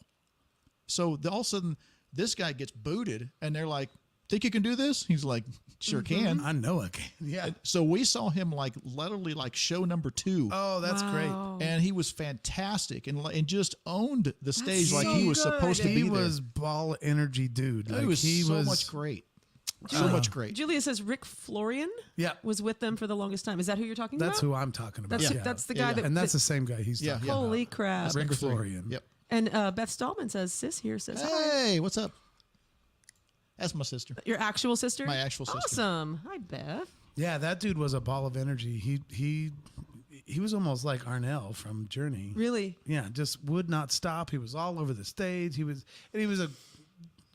He loved singing for Whiteheart. Yeah. I will say that. That's cool. Did you ever see Kansas back in the day when John Elefante was singing for him? No. Oh, same deal. Same But kind of it's deal. like you just kind of sit there and watch him go. It's like Just so happy. He just thrilled to be there, Yeah. and so good at what he was doing, Yeah. and was just running around like a wild man. That's Yeah, we yeah. saw Journey twice with Arnell, and the first time we saw him was a better concert. We saw him at JQH. I think you were there too. This last time Journey was here, I feel like we met like into every musician in town at that show. Yeah, I went to see him because it was Steve Smith and the bass player, not Greg Raleigh. The original bass player was with him again, and so that's the one I went to. Recently, like 5 years, 6 years Yeah, ago. about 4 or 5 years. Because I think we bumped into everybody we know. Asia opened up for them. Yes. that Yeah. Nobody Yes. got to see because Yes. they were screwing around outside and wouldn't let anybody in. Yep. Yeah. And I was ready to burn the place down. Because Yeah, I wanted we to were at see that show. Asia as much as I wanted to see Journey. Right. And we get in there and finally get in the door, and we were standing in line forever. Yes. We got there early so we could get in to Yeah. see the show. And they finally get in the door and they're like, "Good night." And I'm like, What is going on? Yeah. "What did you do to my world?" All of us were pissed. Oh my Yeah. gosh, I was just so twisted. Yeah. Yeah. It made it really hard to enjoy the Journey show It because I did. was so mad. Yeah. Because what I was getting at We too is saw a that few songs. I think we got in there before. we him. did get to see a few, but we were still in line for a long time too. Yeah. Yeah. But Arnell back at Black Oak is where we saw him originally. That wasn't his first show or his first year, but that's where we first saw him 10 years ago or something. Yeah. And he was even better with the first time. It was like he was totally still excited to be there in the first place. Yeah. I mean, he was great at JQH, but what I'm getting at is early in Arnell's career with Journey, he was just a firecracker. Gotcha. And just so happy to be on stage. And I just loved it so much. And I'm a Steve Perry nut. Like, Yeah, he's my the- dude. The first time I saw Journey was on the Escape tour. Oh, no shit. Yeah. Oh, I never saw it with St. Steve Perry. Louis at the Checker Dome. I'm so upset I never got to see it with Steve. So that's the reason I had to go see him when they came back in town, because it was literally that was the Journey I saw with just a different lead singer. Mm-hmm. But it was all the same 4 guys, and I'm like, I got to go see this because Right. Steve Smith is Steve like, Smith's awesome. I mean, I grew up. The reason I play the way I play is because I played so much Steve Smith, Neil Peart, and Phil Hart from Kansas. Yeah. I mean, like steady diet of those 3. When I finally got to the place when I was in high school where I could get through. I mean, my routine was I'd get up, go to school. I'd come home from school. I would play an album, and I would go to work. Get up, rinse, repeat. Right. And that was every day. It's interesting hearing that from you because I've seen you play several times, and that is an amazing description of how you play. Yeah. I mean, That- those 3 drummers, Yeah. it's like, yeah, that is. That's Gene. totally how he plays. Well, I take that as a great compliment because those are 3 badass drummers. Just the way your drums are set up, the way you play, and and even just kind of your energy when you're playing them. Those 3 drummers just sounds like, yeah, that's exactly Gene McKean. I think I think I have more Weedin. fun than they ever had. Though. I knew someone else. Anyway, what'd you say? I think I have more fun than they did, though. Well, probably. Quite possible. You always have Neil fun. Peart was never happy. No. He always looked like he was pissed when he was Oh playing. Yeah. my! I don't think he ever smiled. He was having fun inside. Him and Fiona Apple just don't know how to smile. Swear to God, everything he did, he was just mad about everything. Mad as a hornet. It's concentrating. Yeah, I know. I know. He was very astute at making sure it sounded exactly like the record. Yes. And that's he did a lot of damage doing that. Don't you think? I mean, he sent 70s and 80s kids off into this world of like, we've got to be gotta be perfect and perfect, amazing or like it's not Neil gonna be Peart. right. And the transition between Rush and like 80s butt rock, that was a tough transition. It was very tough. You know? My deal was I love Near Peart. Don't No, I no, mean, no, I don't get me don't wrong. think Near you're- Peart? Near Peart. No, you said near. Near Peart. Near Peart. He's Near Near Peart. Peart. Yeah, well, you know, way out. My deal was I wanted to learn. I I worked very hard to make sure I could note those records as best as I knew how. Right. As best as I could, which developed obviously chops, because you're not going to note those records without having some chops. For sure. And you had to play all the time, which is what I did. Mm-hmm. But it also helped my ears to be able, because I didn't have YouTube. I didn't have it on music. Right. I couldn't slow it down to figure out what the hell they were doing.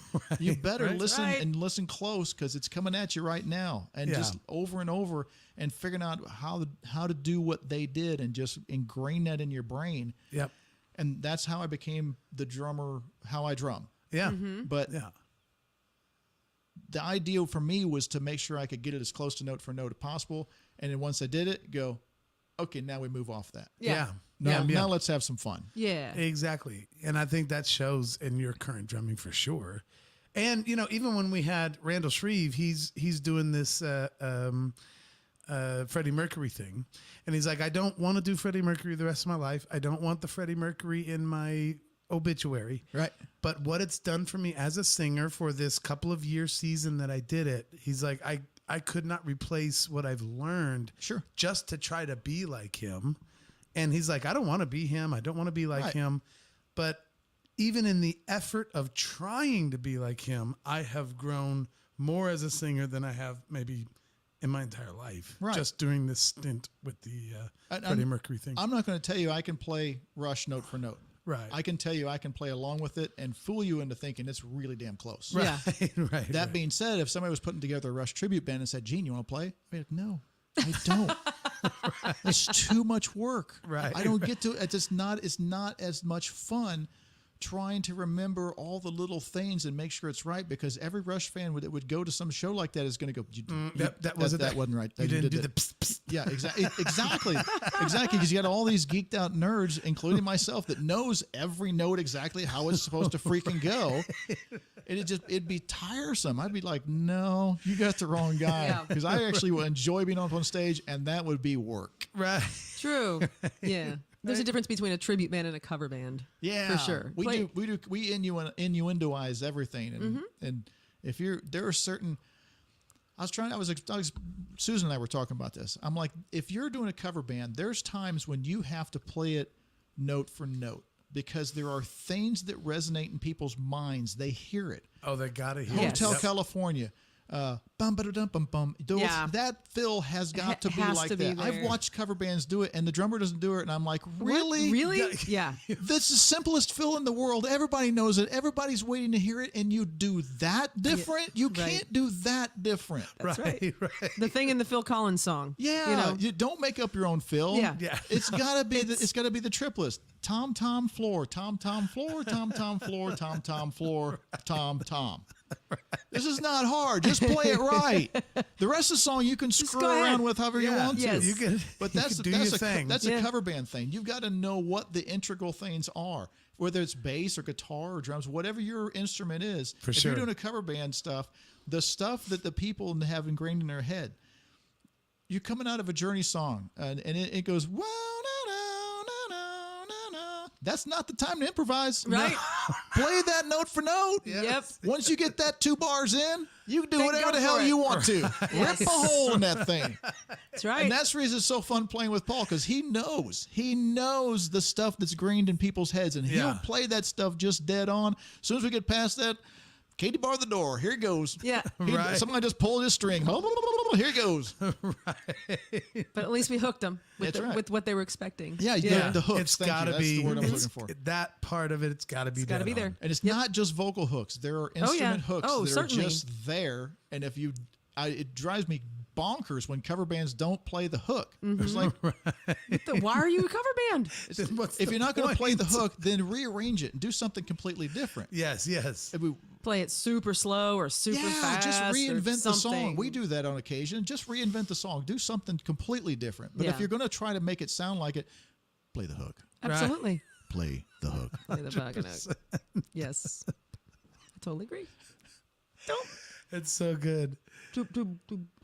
But I'm just it's that Phil from the Phil Collins song is in my head. Yeah. Oh man.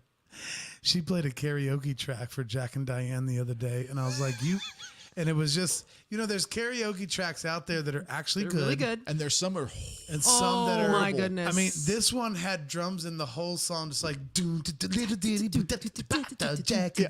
I was like, what? And these hell, I told us like, don't ever play that karaoke track again. It's crazy. I mean, when I don't And have, it was all had the little all the syncopation shit what is going on here? It was like, for Jack and Diane. yeah, for Jack. Oh, and my Diane. sister's jumping in. Oh yeah. Yeah. Play in the basement constantly. Yes. Show off. Always fun to watch Gene play. Show off. From the sister. I love it. Very cool. I've got a big group of fans from my family. I love it. Yeah. You should. It's good stuff. Look, and then she just puts a heart. Aww. I love it. You are one of the happiest people I know. I swear, every time I see you, you're just bright faced. Too many things to not be. Too many things to. Yeah, you should be happy. Okay, think on that for a second. Is there a mean Gene? Oh yeah. Is there? Yeah, and For real, or you just be no, there is. Comical. There's dark stuff that just keep it where it belongs. Just keep it away. right. And I'm of the opinion, and I from firsthand knowledge, that the happiest people you meet are the last people you want to get mad. Right. Because when it flips in the Oh, other direction, yeah. when Right. it flips, it's bad. Right. And I'm not saying I'm a badass or anything like that, but I've worked very hard to keep myself happy, Yeah. and it's not drug induced. Right. It's never alcohol or any other kind of stuff. Yeah. No, that's I'm a pretty joyful guy. Yeah. I got plenty of reasons to be joyful. I'm a very That's what you were trying to say a second ago. You got plenty of reasons to be joyful. That's it. That's Right. That's the one. I'm a very blessed man. I mean, I pray all the time, and I've told God so many times. I'm like, Lord, if for some reason you're done with me, and that my life were to end tonight, I'm still super thankful because I've got to do so many things. I got to be married. I got to raise kids. I've gotten to play on stages, not big arenas or anything, but the amount of people I've got to play with and the amount of people I've got to hug and love on and have to receive love and all the stuff that's happened in my life. Incredibly blessed. So whatever happens from that on, it's all bonus material. So Right. why would I not be happy? right. That's great. That's great. awesome, man. That's a good place to hang that right It's up. a good place to hang that right up. Yeah. For real, it's been awesome having you, man. Oh, it's been a pleasure It's to be been here. so good. When is the next Innuendo show? Actually, we'll be in Humansville this Saturday night. They're This doing Saturday night. Yeah, there's a 4-band bill. I guess they're having a music festival or a street festival or Humansville Fall Festival, some sort of festival in a couple of weeks. And this Saturday night is like they're raising funds for that. No. So over at, I think it's Pappy's. Oh my gosh, I should be so prepared and I'm so not. It's all right. I know Brian Pitts is involved. Take time to Brian look it Pitts up. is one of Yeah. them that's coming out there. If Brian Pitts is involved, then you It's know it's Murphy's. Pappy's. You know It's it's Murphy's. Murphy's. Murphy's Pub. Murphy's. It's outside of Murphy's Pub. Murphy's. It's Brian Pitts. It's Jake Gill, Uncle Buster, and Inyendas. Innuendos. Inyendas. Innuendos. Not to be confused with an Italian suppository. That would be in your endo. That's right. Got to get the R in there. And if you say innuendo in your phone and voice to text, almost without fail, it will come up in your window. In your window. In your window. In your window. We have so much experience with that. We don't even correct it anymore when we're texting each other. We're like, yeah, Yeah. it's too whatever. good. Just It's let it like go. when you say raise up lights, it's actually Australian for razor blades. Say it. Say it fast. Raise up lights. See? Raise See? up lights. Raise up Raise lights. up lights. Raise Raise up up lights. lights. Yeah, it's kind of like Raise up lights. Raise up lights. Kind of like car keys in Boston would be the thing that you start your No, it's vehicle with. rise up lights. Babe, it's rise up lights. Rise up lights. Rise up lights. Rise up lights. Yeah, car keys in Boston would be tan pants, khakis. Khakis. That's right. Khakis. Hey, Lucy, wear the khakis. Okay, Dude, I told you to iron my khakis. Where are my khakis? They're in your pocket of your pants. They're in your khakis. They're in your Your khakis are in your khakis. I actually flew to Boston one time because my older brother was marrying a girl from Boston, like thick, and so I was doing Does it. that as mean she was fat or accent? No, was, it just means She was they thick are Boston. thick They're Boston. family. And so I was doing it as a surprise. And so I flew there, and his fiance's dad came and got me. He's the one I'm talking about, been Boston, born, raised, the whole nine yards. Thick Boston. And so we had made these secret arrangements for him to come pick me up so that nobody would know. So anyway, he gets me from the airport. I've never met him before. This is the first time I've ever met him because it was all a new thing, surprise thing. And I get in his car, and he says, "Did you have any problem packing?" And I said, "No, underwear, socks." At the airport, did you have any problems packing? And I said, "Nah, you know, I packed it home. Why'd you ask it? I got like 4 T-shirts, 2 pair of pants. I don't know. Packing." I was like, "What?" I said, "Are you saying parking?" Well, he absolutely was. That's how we met. Yeah. Nice. Louis C.K. has a whole deal about how Boston is a whole city of people saying things wrong. Yeah. Like he said his own teacher one time, her name was Miss Doherty. Her name was Miss Doherty. Yeah. Doubted. But my name is Doherty. Doherty. Anyway, And they all have good ideas. yeah, ideas. You got any idea about that? Yeah, an idea about that. I got an idea that there's no R in that word, eh? Packing. Packing. Did you have any trouble packing? Have any trouble packing? How does he say packing? No, 2 underwears, 4 socks. I'm good. How would he say pack? On several T-shirts, my friend. And several T-shirts. Stay comfortable, my friends. And after that, September 24th, Galloway Station. Okay. Oh, right on. Yeah, that's we haven't played there in a couple of years, and that's historically for us anyway. And I've seen some great shows there. That's a fun place to play, and they've got good food. Oh, great That's food. going to be a fun show. You talking about Galloway up or down? Station On Republic Road. Okay. Up. up on the hill. The other not one's down the hill. Galloway Grill Yeah. now, Yeah, or Galloway something? Grill. Yeah, or what, always been. Yeah. Yep. Big fan of Galloway Station's food. Yes. So Delish. September 24th, Saturday night. That'd be fun. That'd be a good Yeah. show. Yep, absolutely. Well, And then whatever else anybody calls me with and goes, hey, yeah, Gene. yeah. Gene, Hey, fill you'll in be for us? filling in Yeah, 100 Joe. times between now and then. I hope so. Are we drawing to a close? We're drawing. We're drawing. Are we drawing to a close in our Boston episode? Put this thing in pack. Put this thing in pack. Shove it in the garage. Okay, enough. Gene, it's been great. Thank you guys Yes, for having ma'am. me. It's very much an honor for me to be here. So fun, and I want to hang out with you anyway, just without formalities of this. So let's hang on the porch for a minute. But in the meantime, good. I got to do the business shit. If you want to support the show, go ahead and look at those little thingies scrolling across the bottom of the screen. It helps us pay for our software because we don't get paid to do this. We just do it out of our heart. And thank you to the patrons we do have. We appreciate you one and all. Thank you, thank you, thank you, thank you, thank you. And if you are not a patron, we haven't put anything new on Patreon for quite a while. Sorry about that, but there is still some cool shit on there, like the story. We have 2 segments of the story. One is we give our take on the Three Stooges. We just talk about the Three Stooges from the start to finish. Nice. And the other one is our take on Bill Cosby. So it's kind of interesting to go on there and check that out. Just us talking about some all Bill about the Cosby Jell-O. Yeah, it's all about the Jake to put the pudding in the pup in the pudding. Anyway, so check out Patreon if you want to do that. Become a patron for a couple of months and listen and watch all that shit. Hey, And Mo. hey, I was like, whoa, where'd that come from? So in the meantime, thank you guys all so much for being here. We're having a couple of comments come in. Everybody's saying, awesome job. Love you guys. Quinn is saying, hi, Quinn. He's watching on YouTube. Good job, Gino. Thank and you, Quinn. Beth is doing a little huggy thing. So thank you all for being here.